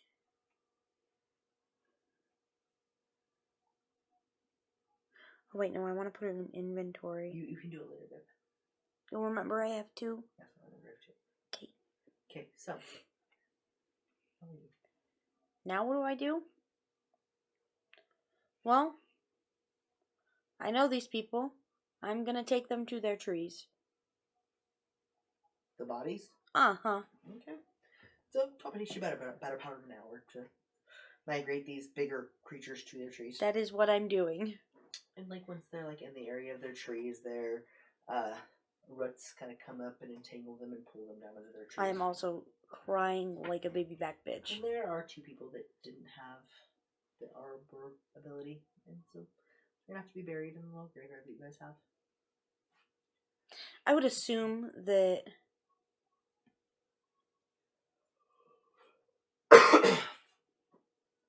have I seen any of these things eat corpses? The creatures? Yeah. I mean, they were gnawing on some of them as they were doing it. They just seemed to stop because they were attacking. Okay. I'm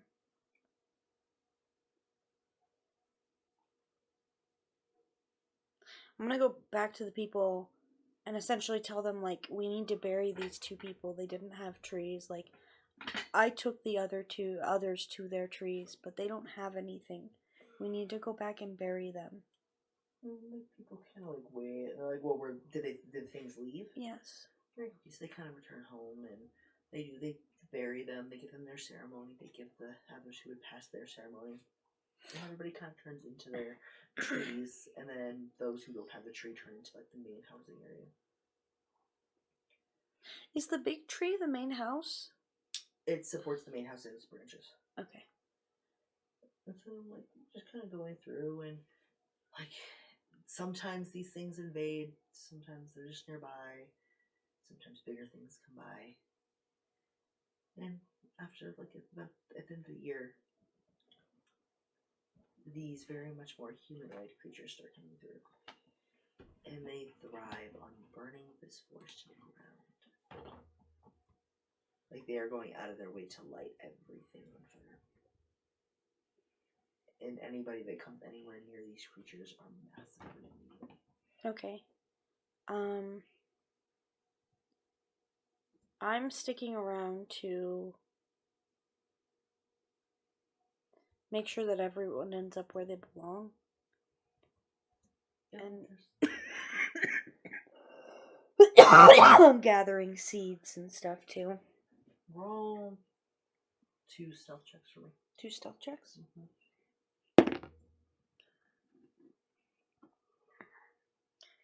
Like straight dexterity or stealth? Stealth.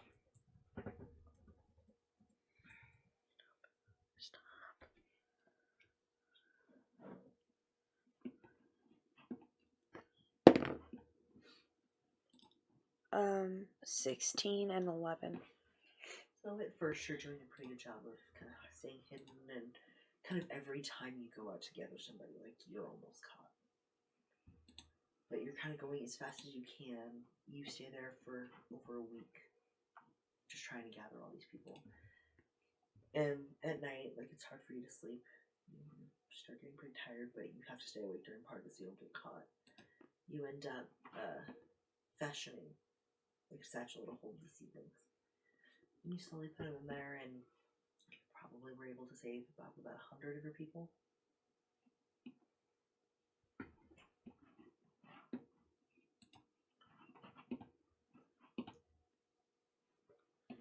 Hello.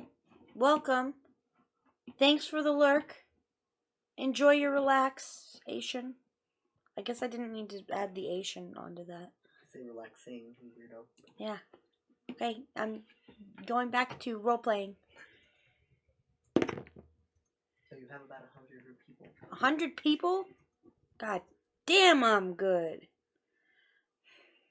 Is it pretty swarming with people at this point? What do you mean swarming? Like, are there a lot of these humanoids at this point? Okay. Is the bridge still intact? Yeah. Are there any animals left? Because I would say I'd probably been shooing them away, too. Yeah. Those that didn't immediately start fleeing from the fire are slowly moving out. Okay. I guess I'll leave. You go across the bridge, and you've gone before with like the rest of the party to like take things to the town, so you know where the town is nearby. You go to the town, and like people are like, "Oh, hi," and like kind of just acknowledge your existence like they normally do, and just kind of go back about their lives.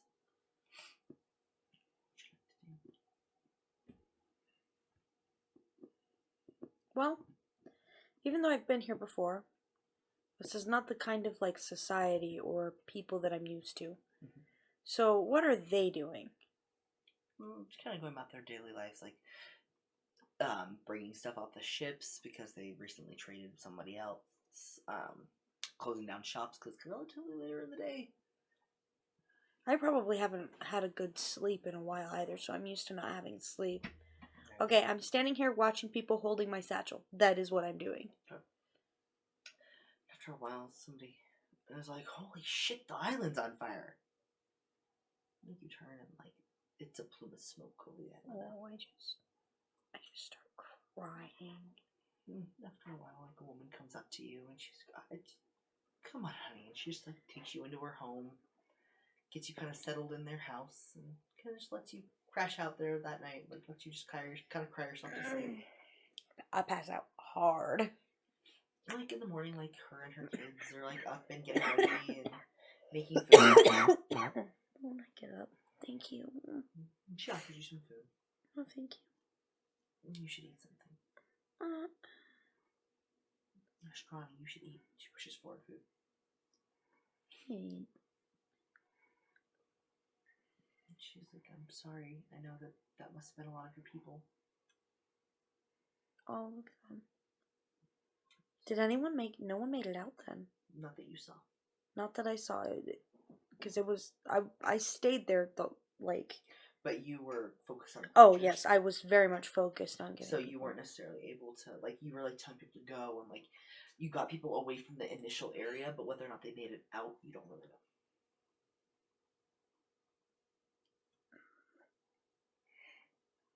Have a drink of your water.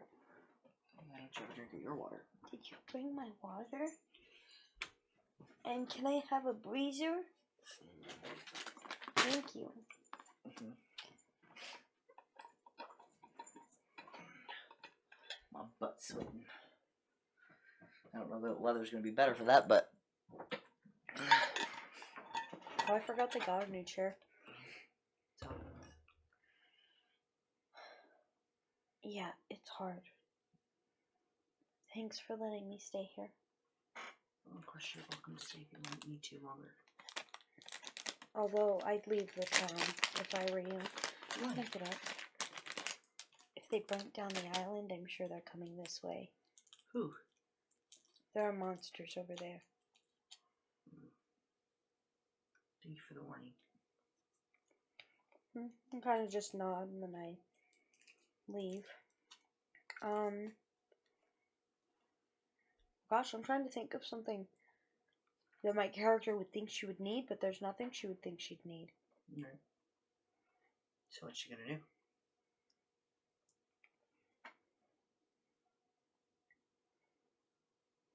Where's Yolamine going? Yolamine?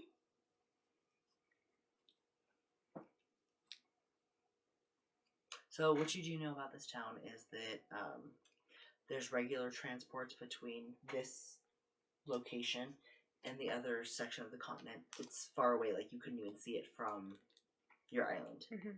And your island was a little further outland. You know that there is a lot of other lands connected to this one. Like it's a giant chunk of land compared to your island. You know, there's another little island not too far from your island. Very, very, very small, like a sixth of the size of your island.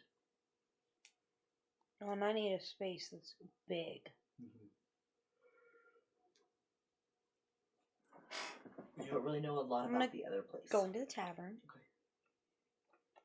Excuse me? Just kind of saying it to whoever. And there's this old barman with like these big old like Coke bottle glasses, big eyes like huge. He goes, yes. I need a place to plant a lot of seeds. Yes, yeah, that's me covered here. I need a place to plant a lot of seeds. But far away from here. Oh, I got a garden in the back, but that's not gonna help. I don't know. There's lots of plains over in the other kingdom. Can you give me directions? Get on a boat. Boat? Kind of hobbles around. I know what a boat is. I know what a boat is.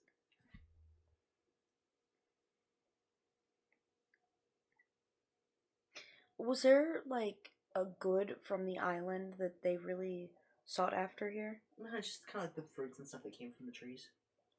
Cool. I'd imagine I have some. Mm-hmm. Just gonna put a couple of those on the counter. Thanks. Oh, thank you. He gets all excited and waddles over to it. Savor them. You'll probably never have them again. Yeah, I saw the fire last night. Tragic. You're telling me. Comes waddling back over to you. Takes your hand and puts a little sack of money in your hand. Oh, you don't. You don't have that. Thank you. No. Just gonna go to the boat. Okay. Where's the boatman? Boatman! I'm gonna see you. I could be a boatman. He is wearing a sailor uniform. I'll looks you up and down. You drive the boat? I ride the boat. I have jobs on the boat. I need the man who drives the boat. Why? Because? For what? What can't I help you with? You can't drive the boat. Well, no, but if the boat doesn't go anywhere if I don't help. One guy go, right, it's all you, man. I look over. Are you the boatman? No, but what do you need him for? Well, I need to go somewhere. This isn't like a transport ship. It's a trading vessel. Okay, well, where's the boatman? He takes pity on you and he takes you up to the boat and introduces you to the captain. He's like, I think this is the boatman you're referring to. Would he recognize me? She would. Oh, okay. So, I go by Yuli, by the way. Yuli? Yuli.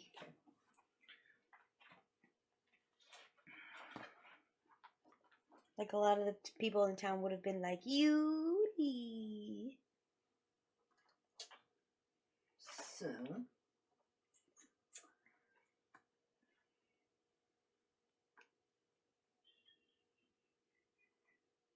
where is she?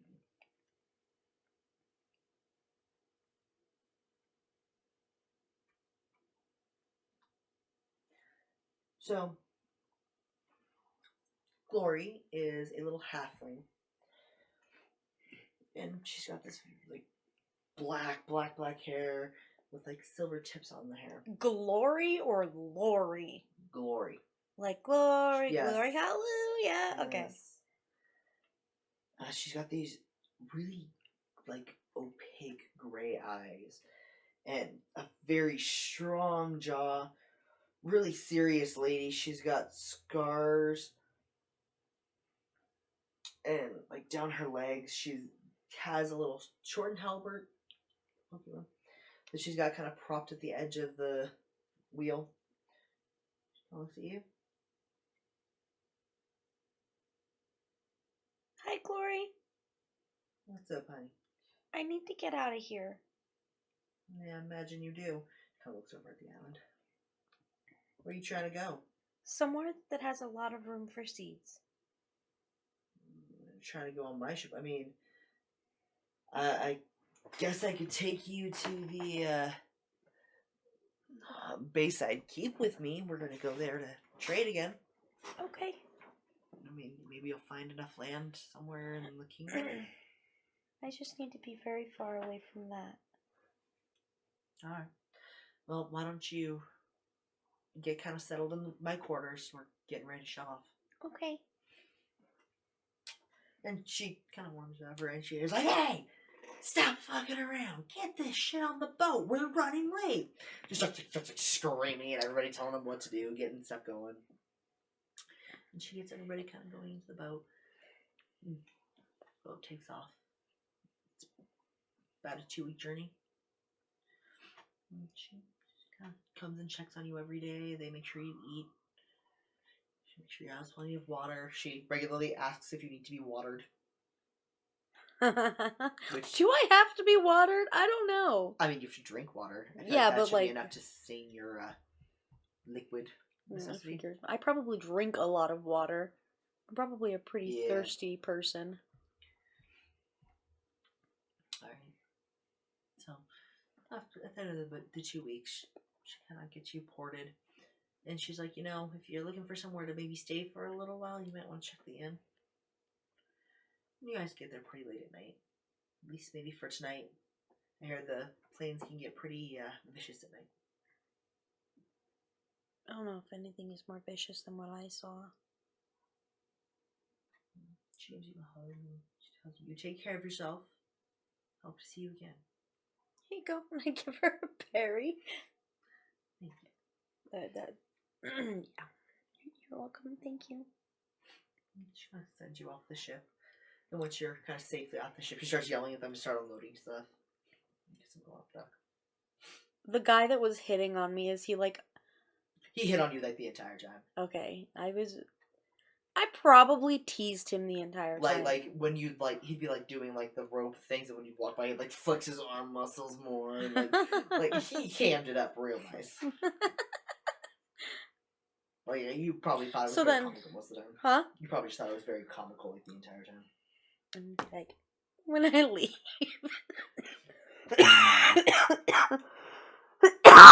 Alright, so now that you're on dock, what do you do? I go to the inn. There's a barmaid there. Oh, they don't see people like me over here. They've probably never seen a me over here. Barmaid lands on the bar. You're pretty. Come here. I step closer. Is this real? She reaches out and touches the flowers in your hair. And I pull back. What? Yes. Do they grow out of your hair? Yes. I think I could never get it to grow out of mine. Are you part nymph? No. Nymphs get all the good stuff. She winks at you. Can I help you, honey? I need a place to stay. Oh, okay. How long you plan on staying? I don't know. Well, we generally do a deal if you stay in for longer, but for the night, you can do a copper piece and we can make sure you get some food. I have this, and I hand her the bag of money. Honey, this isn't how you do trade. Take your bag, and she pushes it back towards you. Open the bag. I open the bag. You're looking for the dark brown pieces. Okay, I find the dark brown pieces. Thank you for the copper. How much was it? Copper. One copper? Yeah. Okay. Yeah, you probably got about 15 gold. Okay. And she slides you a key and tells you how to get to your room. I mean, I offered somebody else interesting the same deal, but they didn't seem interested. If you need somebody to keep you warm tonight. Who? Me. Oh. Do my people even feel the cold? Probably trees not in get the affected by the cold. But probably not in the same Not the way, same way, no. right? So I'm probably not cold. No. And snuggling somebody probably does not bring me comfort. I mean, it might. I'm just kind of like, Second strike today. Good night. good night. You remind me of that sailor boy. I'm gonna assume that's a compliment. I don't know. I just go to my room. So, you go when you find yourself kind of in the room. This room's a little bit like almost musty. Uh-huh. And you're kind of sitting there, you get all kind of relaxed and get ready for bed. And you're so drained, like, after being on the ocean. You're not really attuned to the ocean. It's kind of rough being on the water. You kind of get, like, situated back, and you're like, I need to sleep. Like, I can't just meditate tonight. And you kind of, like, lay down. You notice there's a couple little mushrooms growing on the headboard. Take a break. Okay. Because when we come back, it's going to be both of you. Here, it's the earth. So you guys are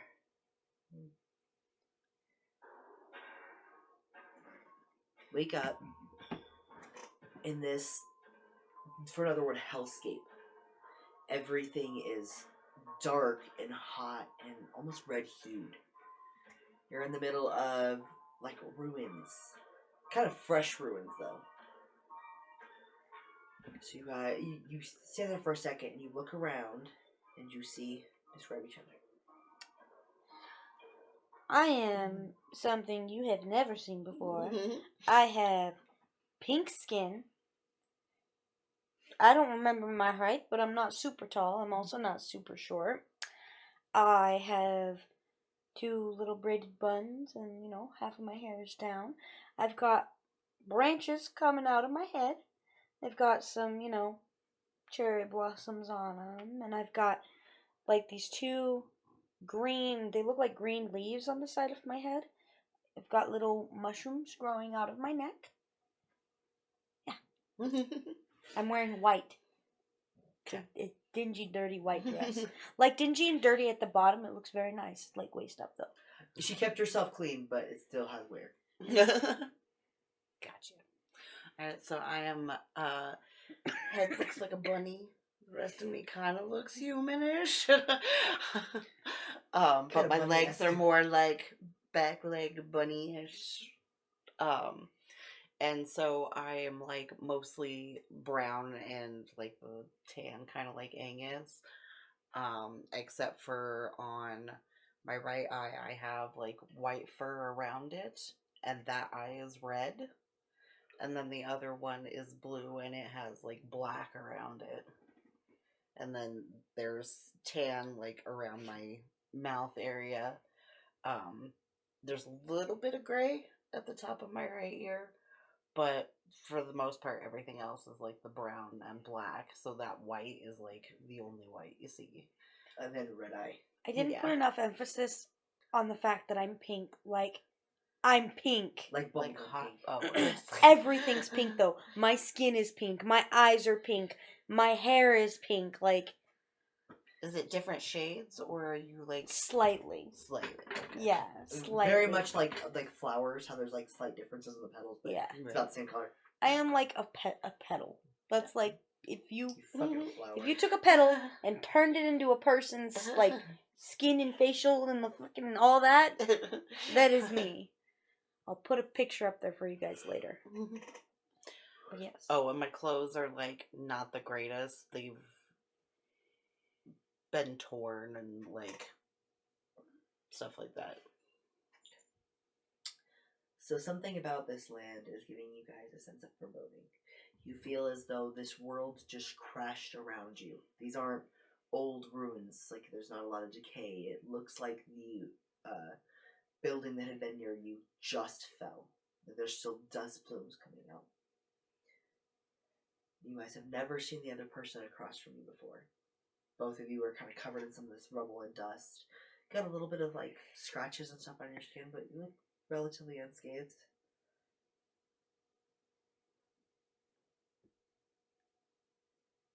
Go the days. You hear this evil laugh start echoing around you. That can't be good. A level 20 has a lot of spells. Yep. Oh, Did you not pick your spells, guys? Think about that. I have my spells. Do you want to take a quick break so you can get some I spells? have spells. I'm done. We got this. You're a ranger anyways. I know. They There's still have not going to be spells. that many, but Yeah. I do have spells. Yes.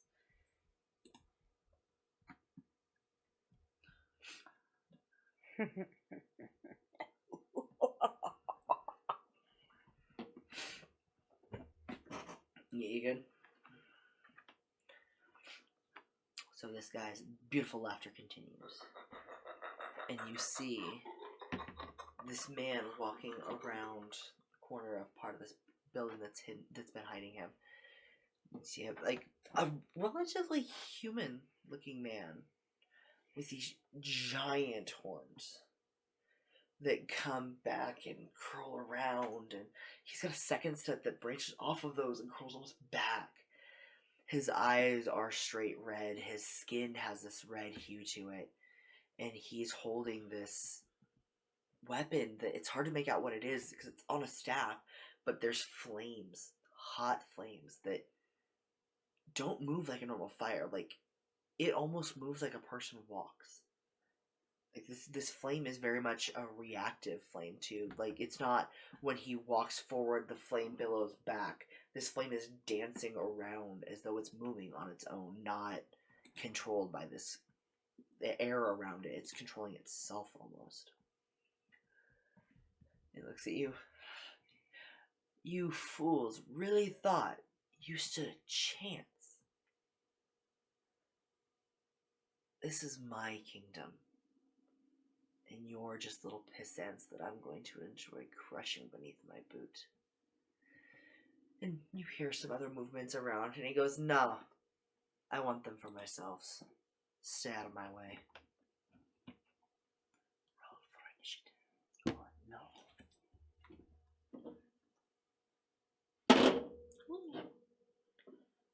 Of course, that's where I get the nat 20. Good figure. Hey, it might save your life. So then it's 31? 31? Yeah. I don't know why that. What'd you roll, baby? 5. I rolled a 12, but I got a +9 to initiative, so 21. yeah, it don't really matter what I got. Are you sure that's the case? I mean, I don't know, but... Let's see, his initiative bonus is where? God, it's been so long since I've had to control a character.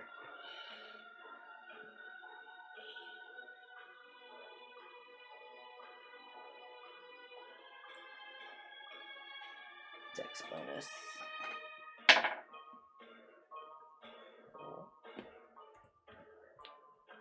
Alright. Beton, it is your turn.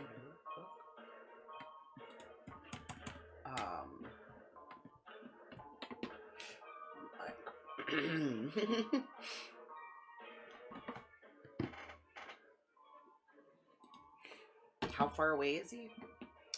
I'd say he's probably about 75 feet away. So I'd have not good chance with the bow then. Yeah. How many feet? 75? I think that makes you roll 'Cause with your disadvantage. range- yeah. What is the range on your bow? It says 150 and then... To 600? Yeah, that would be disadvantage.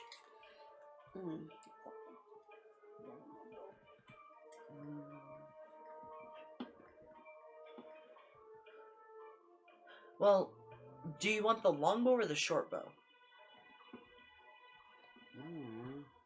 So it doesn't really matter, it's up to you.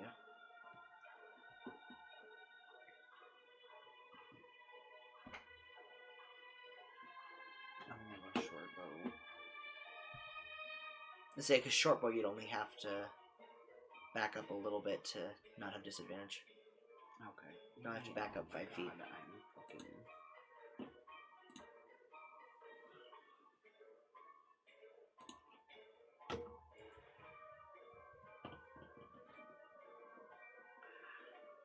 When you lose your mouse on the other screen. I don't see it. Well, it's not there anymore. Oh, I was trying to help you, jeez.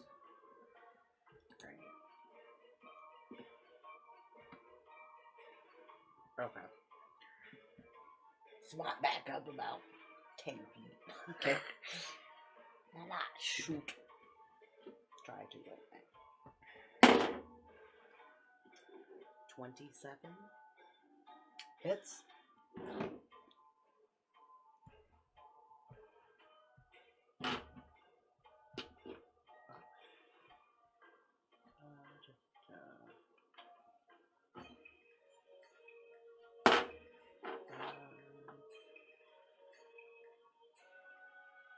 12. Okay.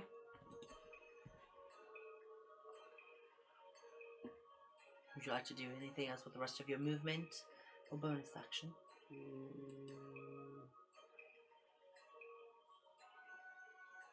No. Okay. Okay, Ton. No.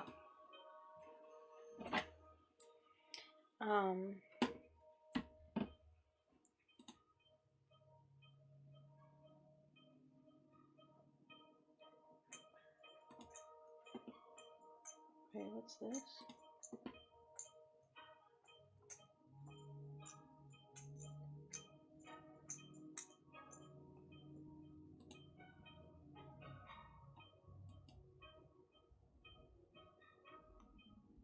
How close are they to me?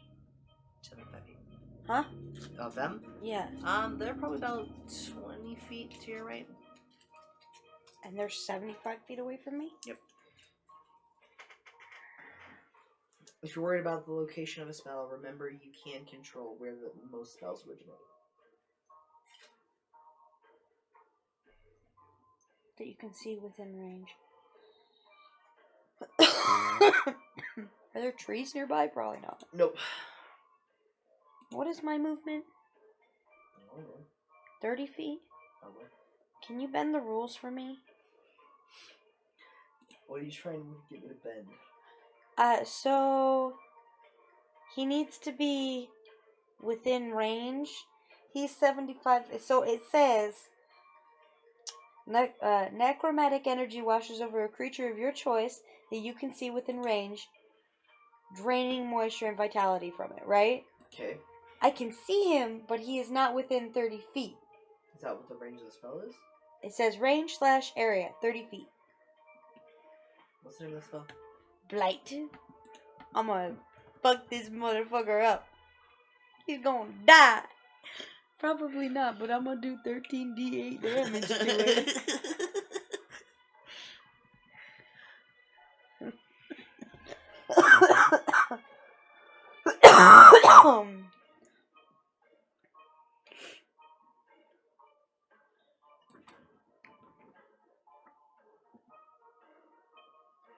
I would say, because you're slightly closer than Bit would be, I would say if you use your full movement, you get close enough to him to cast it. Yeah? Sweet. So, I'll move close enough. I'm gonna cast it. Okay. Fuck you, you horned thing. Constitution saving throw of 18. That's a high saving throw. Do you want me to crush all your dreams? Please don't. You rolled an 18 on the dice, so it doesn't matter. Was it not going to be able to work anyways? His Constitution saving throw is plus 18. Yeah, but he still takes half damage. Mhm. So, I don't have enough d8s for this. So, do you need to borrow? Hello? How many more you need? Okay, I have 5. I need 13. You need a total of 16? No, I need a total of 13. So I need... Make it a total of 14 or almost 7. So you have 5? Yeah. You need 2. I need 2? Mm-hmm. After this? So you borrow 2 from Bit. Oh, uh-huh. Roll them. Okay. Oh, I hope you know what yours look like, because I don't know. Okay.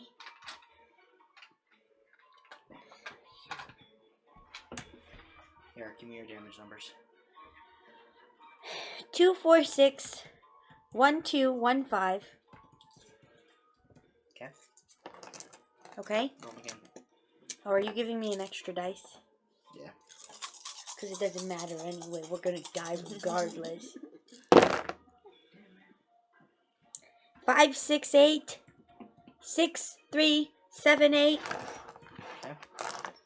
Well, Uh-huh. 64 damage.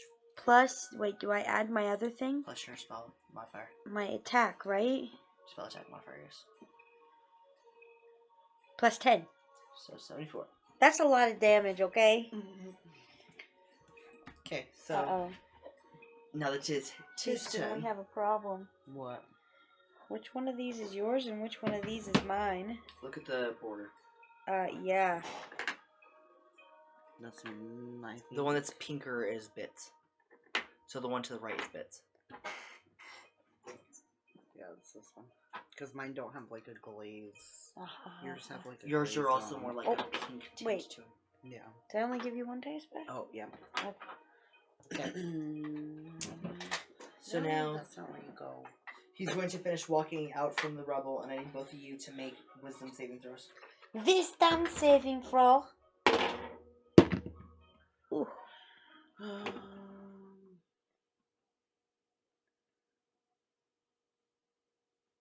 22. 28. Damn. You are kind of like, what the fuck? Like, you get like terrified of him for a second. But you're like, what the fuck? Never mind. Bit, however. Oh, wait, I have advantage against being charmed or frightened. Roll again. It didn't help. So, you feel this, like, fear kind of consume you. And you can't move. You are frozen in fear of this creature. Oh, wait, I need to make sure I cast that. see. So he's going to turn his staff, and the flame dies down almost for a second, and you see that there's a giant ruby in the center of the top of that staff. It's almost encircled by this flame. He's going to point it directly at who? Directly in between you two. Between us. Yep. Roll a dexterity saving throw. Me, both of us. Yep.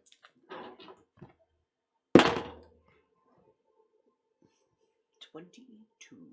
Okay. I'm working on it. Hold on, I was looking at something.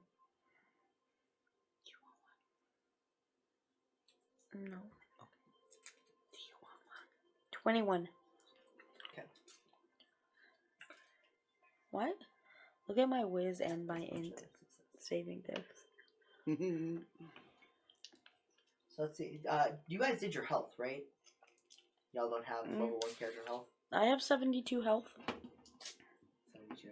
I think that's max, isn't it? Is that not? I got 143. Yeah, but I don't know. Did I do something wrong? I don't think I did.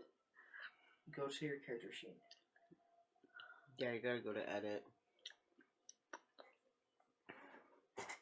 Oh no. I thought I did it right, okay?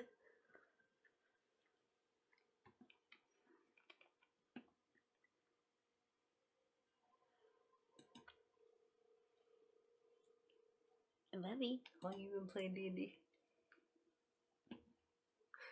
Click on the race section. Or not race, class. Top right. Mm-hmm. Click on that.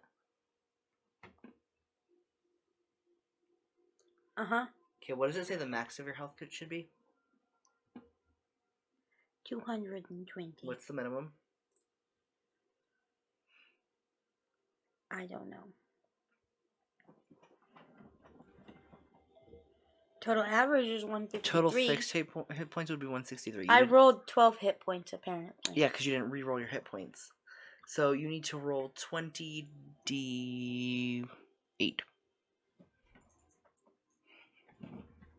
I will just roll it for you. Thanks. I'd appreciate that.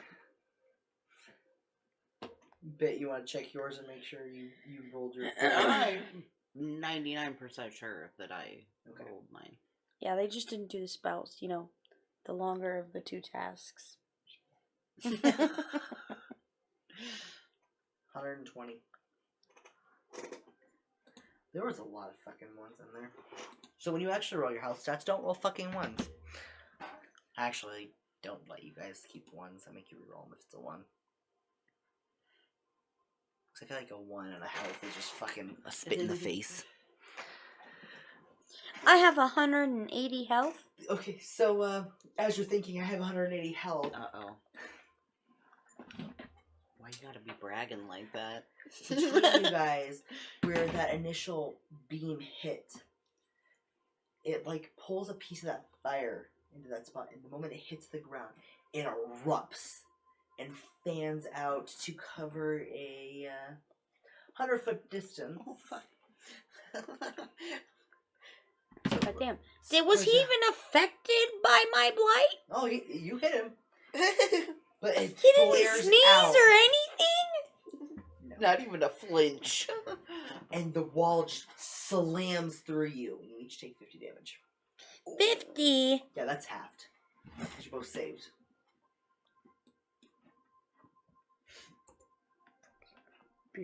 Damn it. No, 500 damage. Fucking dead 4 times. That would be a complete death for that character. I still got 130 hit points. I'm fine. He just starts laughing. Because he heard me say that. Do not brag to the baby. BBG. Like, you think you still have a chance against me. Well, I mean, what's the harm in trying? Reroll your wisdom factor.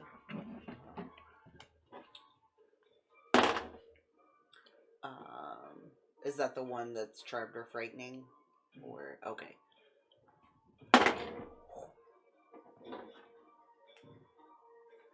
18. Okay, you are still affected by his ability. Damn it. I'm still scared. Babe, What? your turn. I'm reading something. Uh-huh. Y'all had like 3 fucking weeks to get familiar with the level 20 characters. What the fuck's your You problem? think we got? You know we did not. Shut the hell up. Yeah, I know. I was waiting for... Shut I was waiting for shut up. I know you were waiting to shut the fuck up. Except I never shut the fuck up.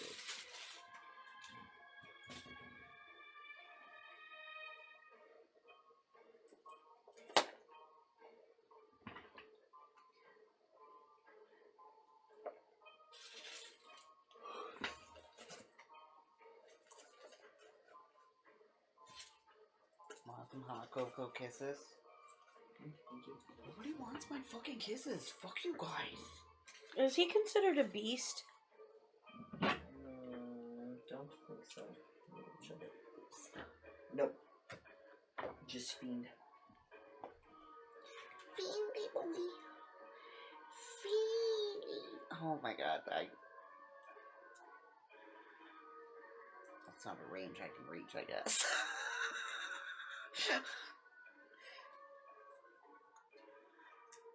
Trying to sing along with something the other day and my voice cracked so bad that I was just like, alright. Yeah, I can't do things now. I can't do my voices still. My voice doesn't want to behave.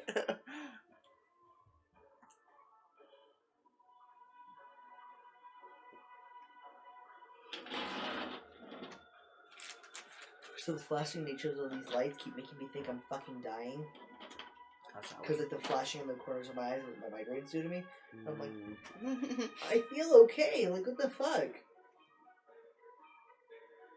Or just some dipshit hasn't taken down their Christmas tree yet. Can't imagine who that would be. I almost did it tonight, right before you guys came, but Cody was like, we can do it tomorrow.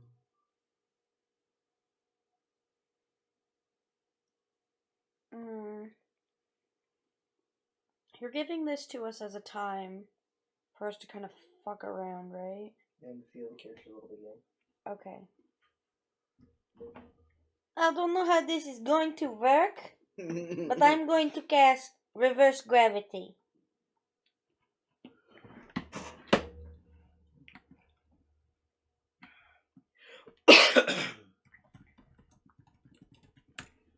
Let's take a look at the spell here.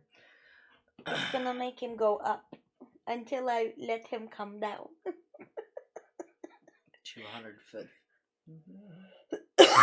This says 100. Yeah, 100 foot high. I heard 200 and I was like, If some someone just count those fall, okay.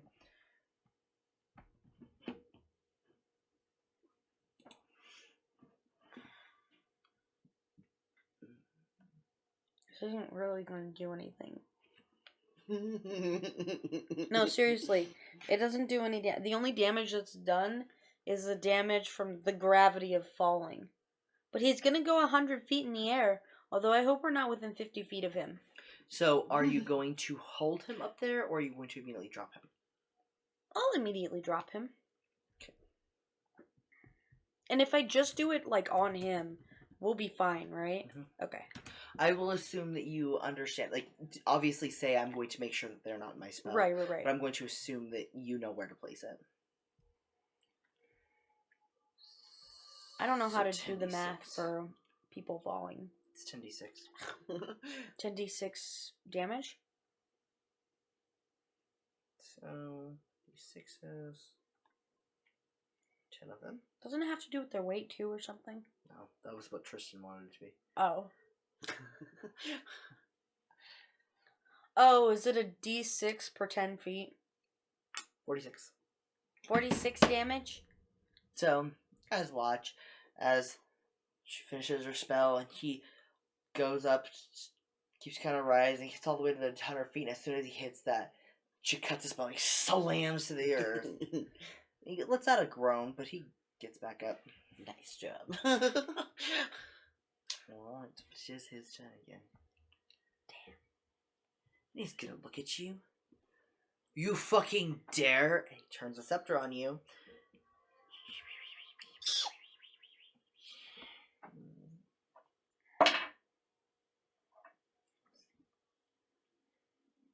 Your armor class over 30.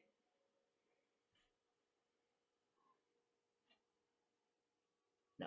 Okay, got it. That's more than half of my armor class. That's more than 2 times my armor class. But now you know you're gonna want better armor than this. And as he turns the rod on you, you watch the flames spread, so you get the perfect view of that ruby gem. And a beam of fire shoots out of the gem straight into you, dealing 20 points of damage to you. Ouch. Ooh, yardy. In the words of... Alright, Beton, make your wisdom saving throw. I need you to make a wisdom saving throw too. A wisdom saving throw. Those are easy for me. 23. Okay. 12. Okay. Bro, you're just gonna be scared for the rest of your life. Seriously.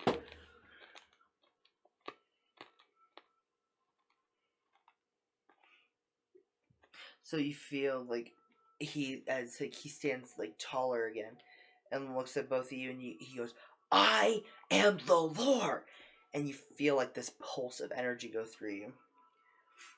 You need to roll it with advantage though. Roll what with advantage? The saving throw. Oh, I was. Did you? Okay. Yeah. And like you feel like your gaze turn away from him for a moment, but when it's your turn, like you can right yourself back up. Okay. Tis your turn. So I'm gonna use my mislead spell. Okay. So I become invisible at the same time that a double of me appears where I am standing. Okay. Lasts for up to 1 hour. Is concentration though. Okay. And I can use my action to move them up to twice my speed and make it gesture, speak, and behave in whatever way I choose. Okay. I can see through its eyes and hear through its ears as if I were located where it is. On each of my turns as a bonus action, I can switch from using its senses to using mine and back. Okay. And I'm just gonna move it around so that I... Okay, so are you leaving your character there? The double there? Yeah. Okay, and then you're moving where you moving? I'll move, yeah, but leave my double. Okay, where are you moving to? Where's he at, like, compared So to us? he's like about here, and you guys are kind of over here. Okay.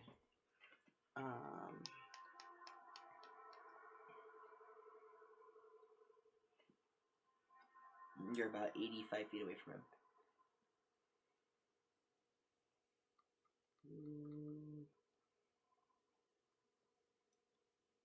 Maybe kind of close the distance between us just a little bit, like Sure, little, 100%. like maybe do 25 or something. Okay, are you going straight? Are you going at an angle? Are you going, are you going like little sideways and then forward? What you doing? Kind of a little sideways and then forward, like Towards her or away from her? towards and then away from her. Okay, so towards them for the forward. Yeah. Okay. Alright. And then are you going to do anything else with your bonus action? No, I will just chill. Okay, baby girl. I don't feel like any of that. My turn? Okay.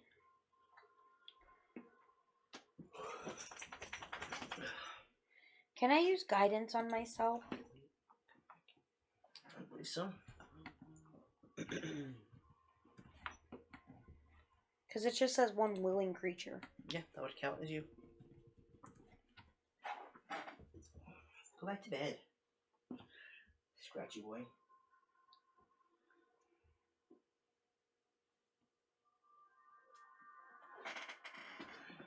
I'm gonna cast guidance on myself. That's a cantrip. Okay. And then I'm going to summon Draconic Spirit at level 8. Okay. Do I need to read that to you? Oh, no, I'll pull it up. Okay.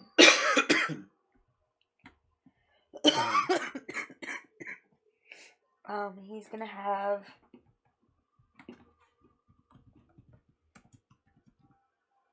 80 hit points. Okay.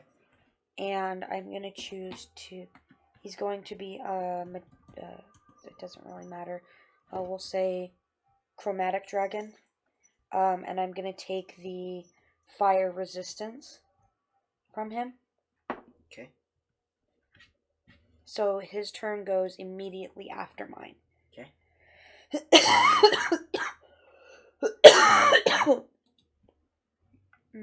Okay. So.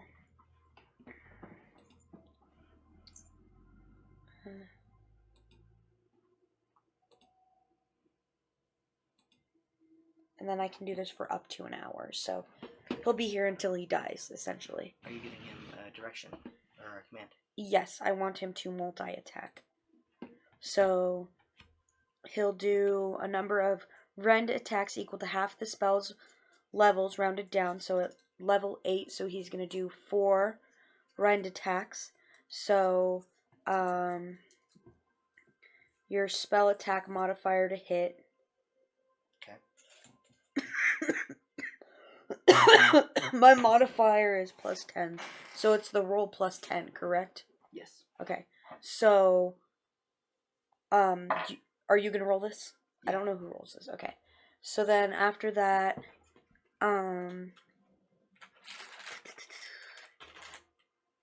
so it says 1d6 +4 plus the spell's level piercing damage. So I think that's also +10, isn't it? Yeah, so it ends up being 1d6 + 14. Okay. But then that's 4 times. And then he also does the breath weapon. What? He was over there chewing on himself, and I bumped him and scared the shit out of him. He turned around like... And then went right back to chewing on himself. As he does. Okay, so roll your d6 4 times. I'm trying here. This is like my strongest spell. I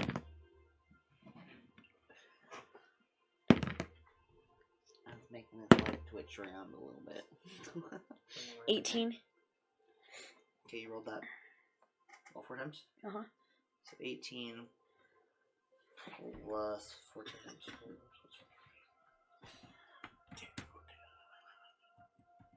You know what's the best is when you say something to him, but his like lips are stuck on his teeth, and yeah. I think you posted a picture on Snapchat one day. Oh, and you were like, what is this?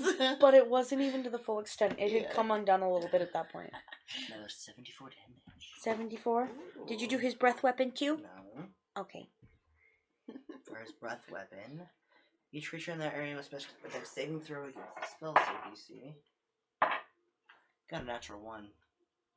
Takes 2d6 damage of the type of dragon resistance of your choice on a failed save, or half as much as this one. So do 2d6. 5. So 19 total. Okay. I mean, that's not horrible. That would have obliterated anyone else. I don't know about anybody else, but low level's easy. Yeah. Rebel. That would have obliterated those little I've dudes in the bumped him forest. so many times. Yeah, you have to do it like 100 times before you. It's Boo. just like not even. Bubba. Okay, so I need both of you guys to make wisdom saving throws again. Wisdom. Wisdom. I'm very wise. This one's just a straight roll.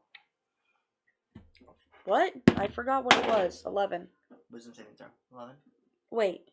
It's A not saving? big. Oh. Saving throw. Just the one roll. Oh, just the one. 21. Okay. Fuck. 21. Yes. I feel like I only fail these if I roll lower than a 10. Would be 14. Okay. We're big. I was assuming that the save never is gonna 20. not be afraid. What is the save? I am consumed by fear. Okay. He Go won't ahead and do tell your me. What? What's the save? 19 for that one. Oh, see? God, I got close once. I got 18. So, it's your turn. All right, I was wondering. Okay, so what I want to do is shoot at him from where I'm at. You'd be disadvantaged because you move forward. Fuck nuggets.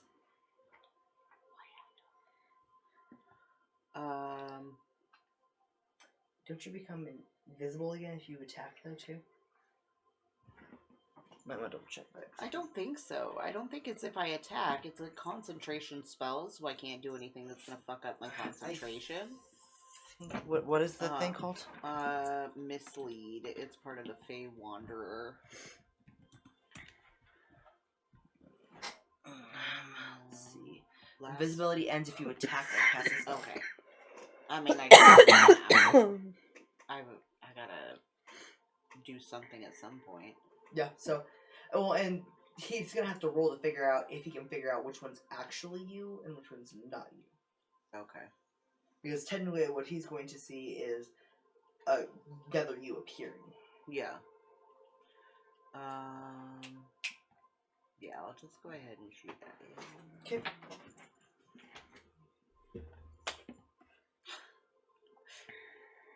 Side eye me, sir.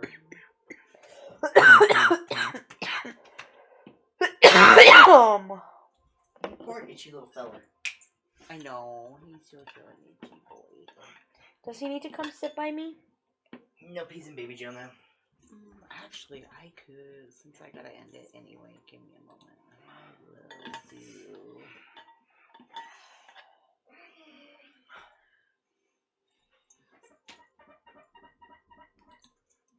Are you having fun with my floor?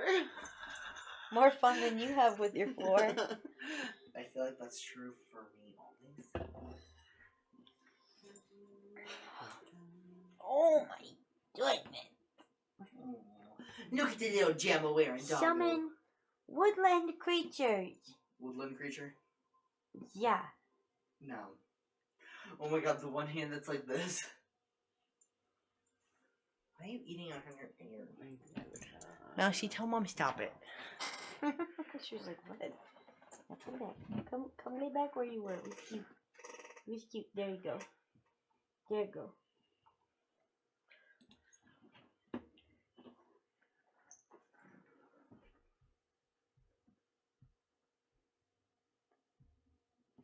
Talk nerdy with us. Talk nerdy to me. Smell your toes, mouse. Do they stink? No, they don't.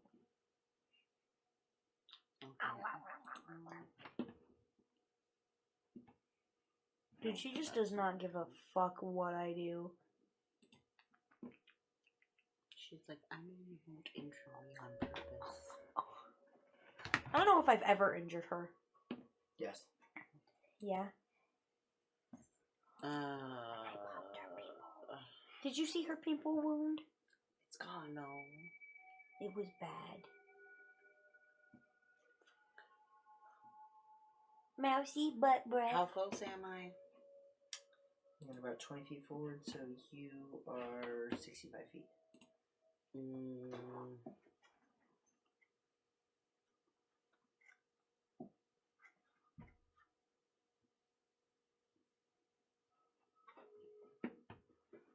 Can I move first? Yeah. Or You does can do whatever okay. order you want. Bonus action, move, action. I'm gonna, like, kind of back out a different, like... Okay. So that I am further from, but not, like, going closer to her to try to help keep us separated. And then I will shoot. Shooty shoot. Did you stop getting scared? I'm trying to play footsie with you. Fuck. That's not footsie. That's putting your carpeted leg. I tried to. Carpeted leg. 27. I mean, might not much better, but geez, he's got some shag on him. That's okay. Oh my. Did you roll 1? for damage. What's your bonus though? 8.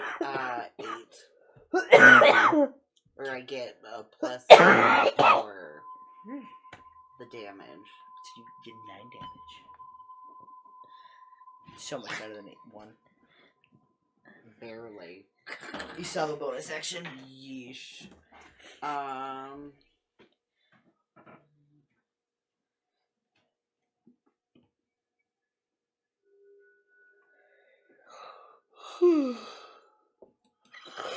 How far away from her am I?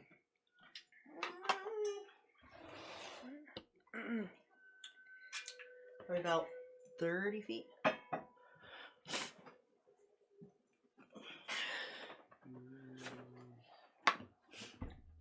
I just realized you're a rabbit. Mm-hmm. Oh, she would have been freaking out. Would she have had time to freak out about that? What? The fact that... What are the pronouns of your character? They, them. The fact that they're a rabbit.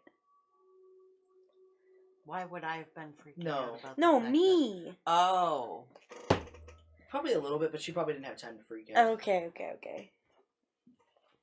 Because Yeah, you're we a were rabbit. kind of in a situation because- that is... Because she's a druid, that's why. Oh. I'm gonna Misty Step.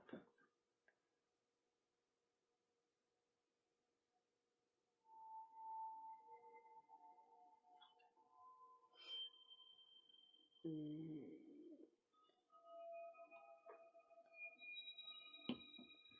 named my dragon Tulip, I've decided.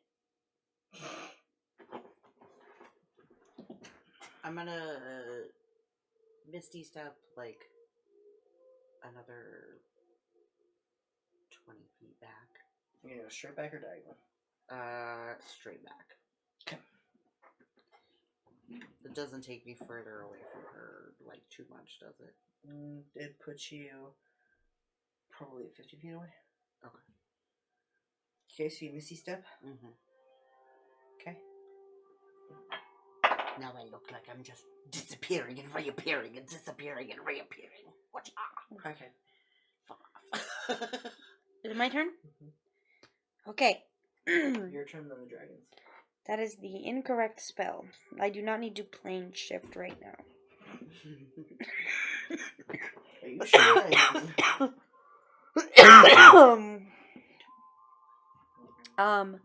I am going to do Blight again, but at level 7. Okay. So it's 11d8 instead of What's the saving throw? 18. Yeah, he made it. He's gonna make it no matter what, right? Yeah. Oh, fuck. I knew that. Shit. Can I change my mind? Yes. Only because I'm the nicest DM in the world. And this fight's gonna suck no matter what. Only advantage I give them is I let them be level 20. But the only weapon they have is plus 3, and that's it. Stop. No Well, special armor, nothing. I'm gonna cast Regenerate on myself. Okay. And heal for 35. Okay. Rest of your turn?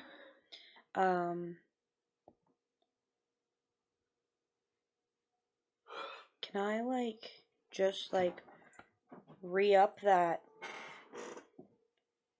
guidance on myself, I guess? I didn't use it the last time.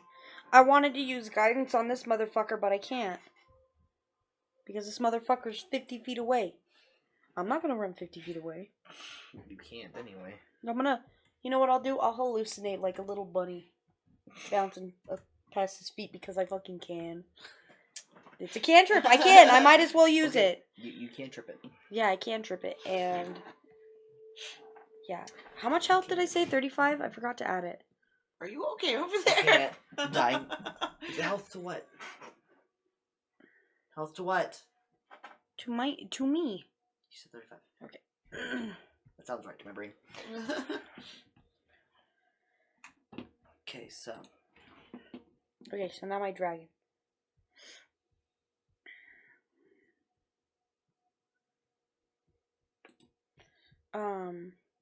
Tulip! Multi-attack! Tulip!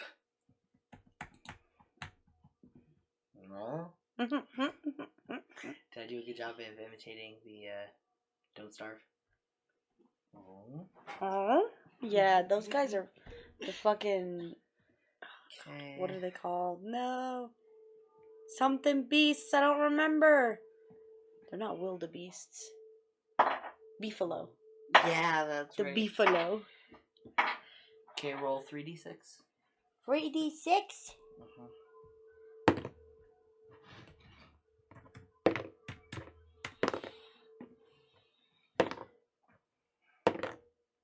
Okay. 13. Okay, so that's 55 damage total for the render.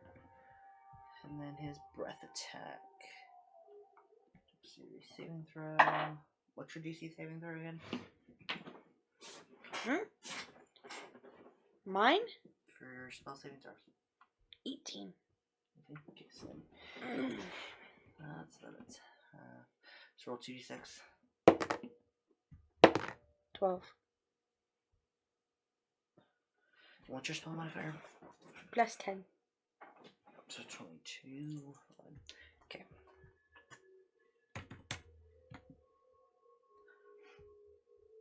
Watch, it's his turn again. I'm an idiot. Okay. I could be asking Tulip to protect me instead of doing damage. Oh. I mean, it's assuming that they can, though. Yeah, it says that. It says if I don't do any, it understands me and listens to me. Essentially, it doesn't say it can't guard. Therefore, it can. Sound reasoning. Ah, see, yeah. But will the DM say it is? I'm sleeping with the DM, so. DM wasn't even listening to your conversation. Roll a DC saving throw of your choice. Of my choice? For me?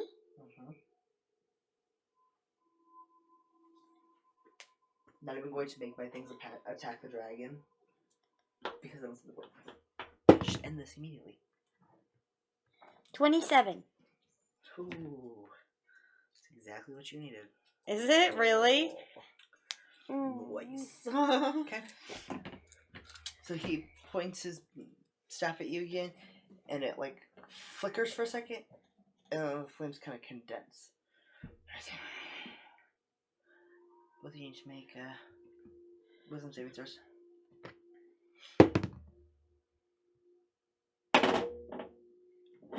23. Okay. 20.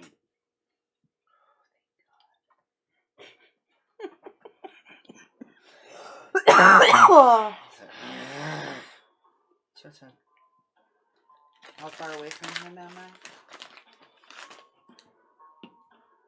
Math, come back. 105? Okay. Yeah, stick that thing in You your ever had a fucking mouth. breezer before? Shut up and put it in your cough mouth. drop? Yeah, it's a Is breezer. it like a menthol? No, they're heaven. You want one? It's like a piece of candy. I'm sus. Is it like a Luden's? Better. Really? Mm-hmm. You want one? Even being Sure. sugar free. Alright. I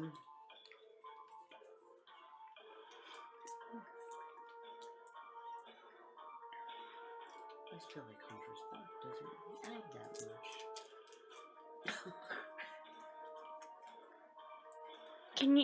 Can you not attack with your bonus action? Do you have that feat? Damn it.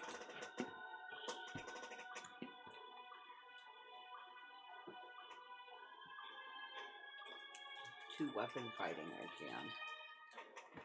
can. There's a hole in your pants. What's in my pants? He's showing his hole to stream. Whoa. You missed the hole. Did you try it? What's in my mouth? Do you like it? Not bad, right? Can you please stop distracting them so they can do their turn? Sorry, old man. Yeah, it's almost 1 a.m. Yeah, I'm old. And somebody has to be up early tomorrow. It's not you. That sucks. I can get up, babe. You don't have to. Yeah, I can.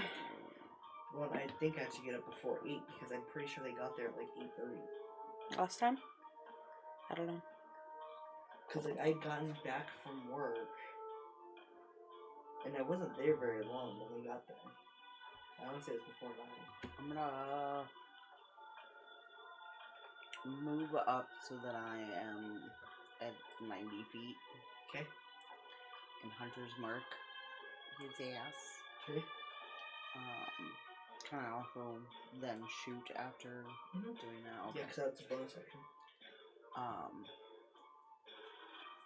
So then so is it the 1d6 on top of what I do with the damage? If it hits anyway?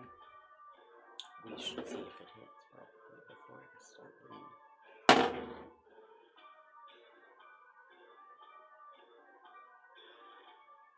26. That hits. I was scared because I was like, well, maybe that's not enough. Did you add the 3 to it too?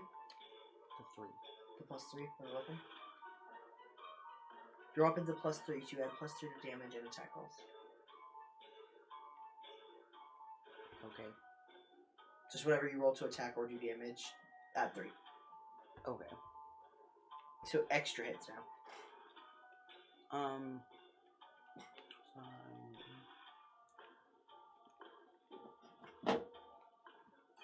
They can get there as early as 7.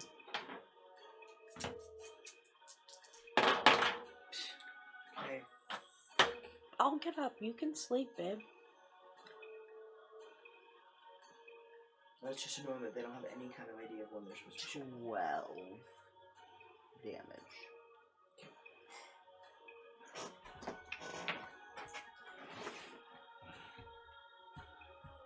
Okay. That's your turn, right? Mm-hmm. Okay, babe.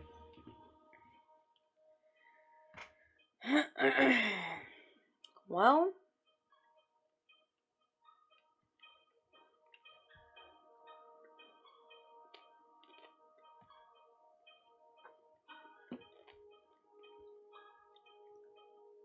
I am going to Thorn Whip. Okay. And my Thorn Whip, I have to roll to hit with Thorn Whip, correct? Sorry, I have to roll to hit with Thorn Whip? I believe so.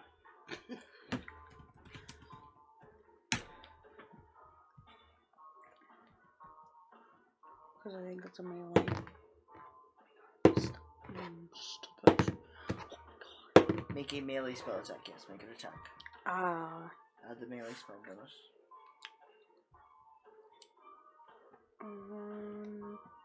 23.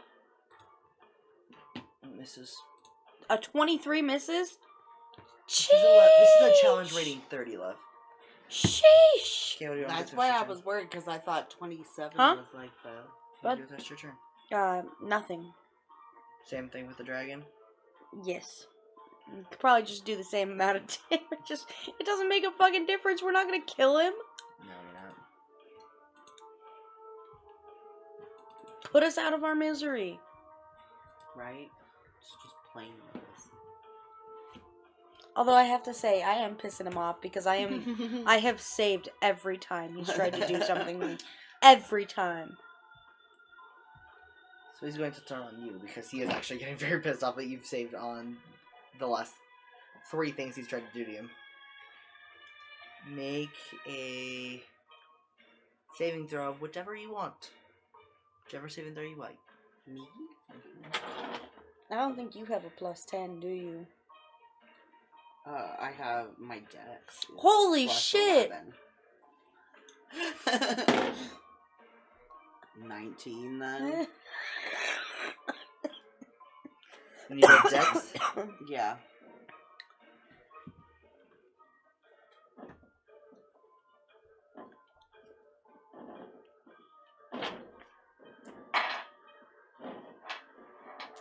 Take 10 damage and you can't move closer to him. Alright. 10 damage ain't so bad. No. What are your wisdom saving throws? 28. 11. Okay. I'm upset. So you are going to then turn. What is it? How well does it do? I don't like it. So he's going to take you, and he's going to have you turn and shoot her with your arrow. Oh, Roll the goddamn. attack. Oh, honey, you barely don't even have to roll. A 14 hits me. Sweet. What did you roll? 2. But what do you add to it? 3 and then 5. Plus proficiency. So that's Dexterity. 11. Proficiency. 11. Total? Mhm. Ah. Dexterity, proficiency, and plus 3. Okay, hold on. Dex, Oh, never mind. That's 11, 12, 13, 14, 15, 16. Yeah, so that's Okay, you hit me. Okay, roll your damage. I didn't want to. I don't know you. All I know is the weird bunny dude is. Good thing is it's only 9. There you go. I regenerated for more than that. I should have rolled at disadvantage. I'm close to her. Roll again. Of course it's 1. Yeah, that did. Okay. Oh, I So what's almost, the shot trying to say? I almost gave myself. Well, if you gave it to yourself, you'd have to take 18 away. It's like the way the cookie crumbles. Alright, Huh? it's your turn. It's my turn. Okay.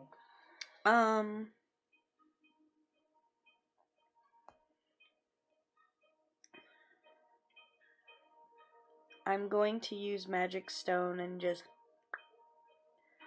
lob a stone at him. Isn't that a cantrip? Yeah. Okay. Well, I don't have any other damaging spells that are going to do anything to him. You know, they'll do more than a Magic Stone, though. Hold up. Alright. I'll start rolling blight damage. I already know he's gonna fucking Save on it. save on it. Yeah, that plus 18 is a bitch. Yeah, it is.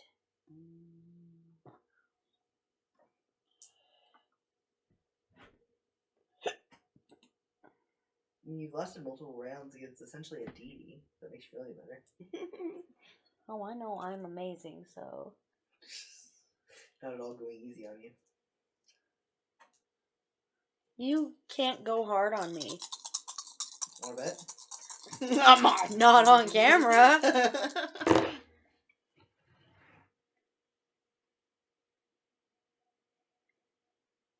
gonna rock myself to sleep. Just be careful because I have gone too far in that chair. Yeah, I almost did it and earlier. nearly died. I almost did it earlier. I was like, oh god. And everybody was laughing at me, and I was like, "Fuck you guys."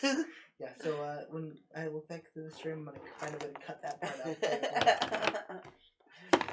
She was like, Nope. "Can I edit the stream?" It's like I was like, we're going. So I know I made a fucking stupid ass face. I'm gonna watch for that. 58 damage. Is that what you rolled? No, I rolled 48. Okay. But then I added the 10, so it's 58. But you didn't split it in half. No, I did not. You really think I rolled over I don't know. 100 with... I don't know. He's I too am tired. tired. Stop being a He's dick too weasel. tired. Okay, so what else are you gonna do with your turn?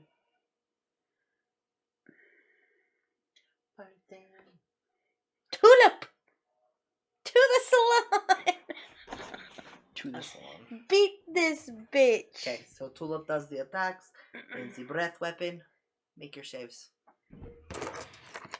2 of them? Mhm. Wisdom and then whatever I want? Yep. Let's see. A 22 and... 16. What'd you roll for the 16? Face. Wisdom. Or intelligence. It doesn't matter. What did you roll? Intelligence. Okay.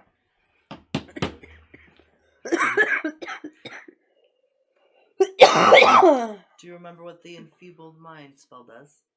No. No, but I think it's on my list. I think it's enfeeblement is actually the name of the spell. Feeble mind. Yep. You plus 4d6 psychic damage. Intelligence and charisma scores become 1. Can't cast spells, activate magic items, understand language or communication in any intelligible way. So you take 15 damage, and you're dumber than a box of rocks. So all you For how long? For a round. So all you understand is his laughter ringing out. I'm angry. And he goes, "Oh, my 15 puppets." damage? Mm-hmm. Looks at you. Stand next to your friend. And so you move, and you're kind of like, "Why am I moving? Why did I shoot her? I don't What want to is be happening?" doing this. And he's going to cast his hellish pillar again. Make your dexterity saving throws. Is this fire? I have resistance. Okay. 28. Dexterity saving throws? Mm-hmm. I just farted. I need you all to know that. So you're going to take 50 damage. 24. It was a natural 20. It was only 24. But it was a natural 20. There's not any higher you can roll, so I feel a little bad for you. If it would have been wisdom, it would have been a 30. Okay, I'll be nice. Instead of doing a quarter or a third of the damage split, I'll do it straight in half. So you take 50 damage. 50? I don't like this guy, man. You're not supposed to. No, not him, you. Okay. I'm kidding. Man, how much health you got? Oh no, I'm doing fine. I'm like, oops. And for your turn, you're going to attack your friend. Do you have any, like, physical items? Like a dagger or something? I have a dagger or a hand axe. Wait. Hand So, axe. for a turn. For a round. So, at my next turn, can I do something? Yes. Oh, okay. Oh, that's not so bad. So you use that hand axe? Yep.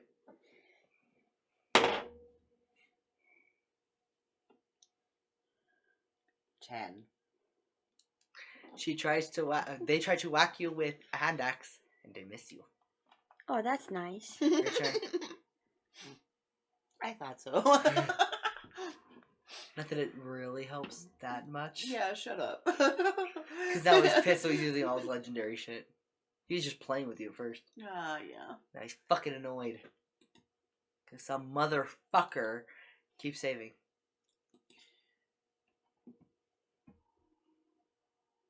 Oh, you still have to use I'm gonna it. do I was blight. like, what? I'm gonna do blight again.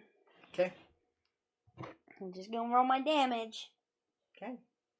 Hope that's the wrong thing. I mean, you guys have almost gotten into half health. I mean, I'm giving you max damage on the dragon, but...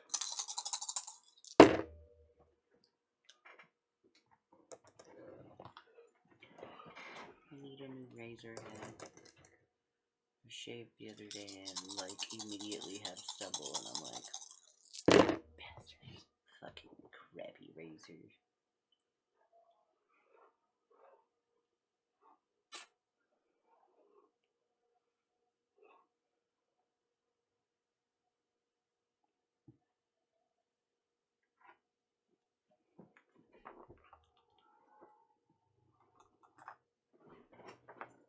Take a picture of my wife's crotch, you fucking weirdo. I'm trying to think of a way to make it more dirty. and I 60. can't. Okay. So 30 damage to him. Okay. She's so passed out. It's so cute. I'll She's- give the dragon some damage. Okay. Roll your saves again. Dex No, again so or wisdom? You're good. Oh, You're his bitch. He don't care about making you make save throws. Cool. 26. And the second one. Oh, I have to roll 2? 26. What did you roll for that one? Wisdom. Okay, so you are considered frightened for 4 rounds. Frightened? Doesn't that mean I just can't walk towards him? That's all it means? No, that's all it means. Don't you tell me no. You used to DM, shouldn't you know Does this? he happen to not... Beeble. You want to see him perk up real fast? Can you even do it right now? Beeble. Beeble. Disadvantage on ability checks He's Whip. and attacks. Why did I ask? Now I can't save on everything. Nick's like, finally I can kill them and we can go. Oh, honey, you think it's gonna matter? If half damage is 50, I have 70 health. it's his turn again. So he's going to cast his hellish pillar again. Roll your dexterity saving throws. Both of you, because you're in the range too now. Oh, yeah, there's nothing I can do. Well, I rolled in that one, so. 27. Can we back it up? Can we back it up? Sure. Back it up. 13. You're still incinerated. Damn. So you take 100 damage. And if I take another 50, I'm out. Peace. So the bunny singed to a fucking stinky haired burning crisp crumples next to you. Was that 100 enough to drop you? Yeah. So you crumple as well. And you both hear him start laughing again. Right as the light starts to drain from your eyes. You foolish mortals. You can't take me. I'm free. And that is where we're gonna fucking stop. At 1:03 fucking a.m. I'm an old person. This is so late now. But I'm gonna go home and I'm not gonna be able to sleep. Normally, by this point, we're in bed. I'm watching Markiplier. And I'm starting to doze. Alrighty. Thanks for coming to watch me kill them. This is how I want to start the campaign. Murderization. Murder. I don't know if we actually drew attention to it, but my dog's in pajamas. She's very cozy. I'll post a picture in Discord. Because it was very adorable. She was zonked. She's trying to fall asleep, but you keep I shaking know, her. she's still like, And then Jasmine shakes her, she's like... She's just like, oh, sorry, mouse. She's falling asleep. She's very sleepy. She's a sleepy baby. Tune in next time to see how much we can break the realm. Yeah. I thought it was already broken. You can break things more. Ooh. This is true. Alright. Bye, everyone.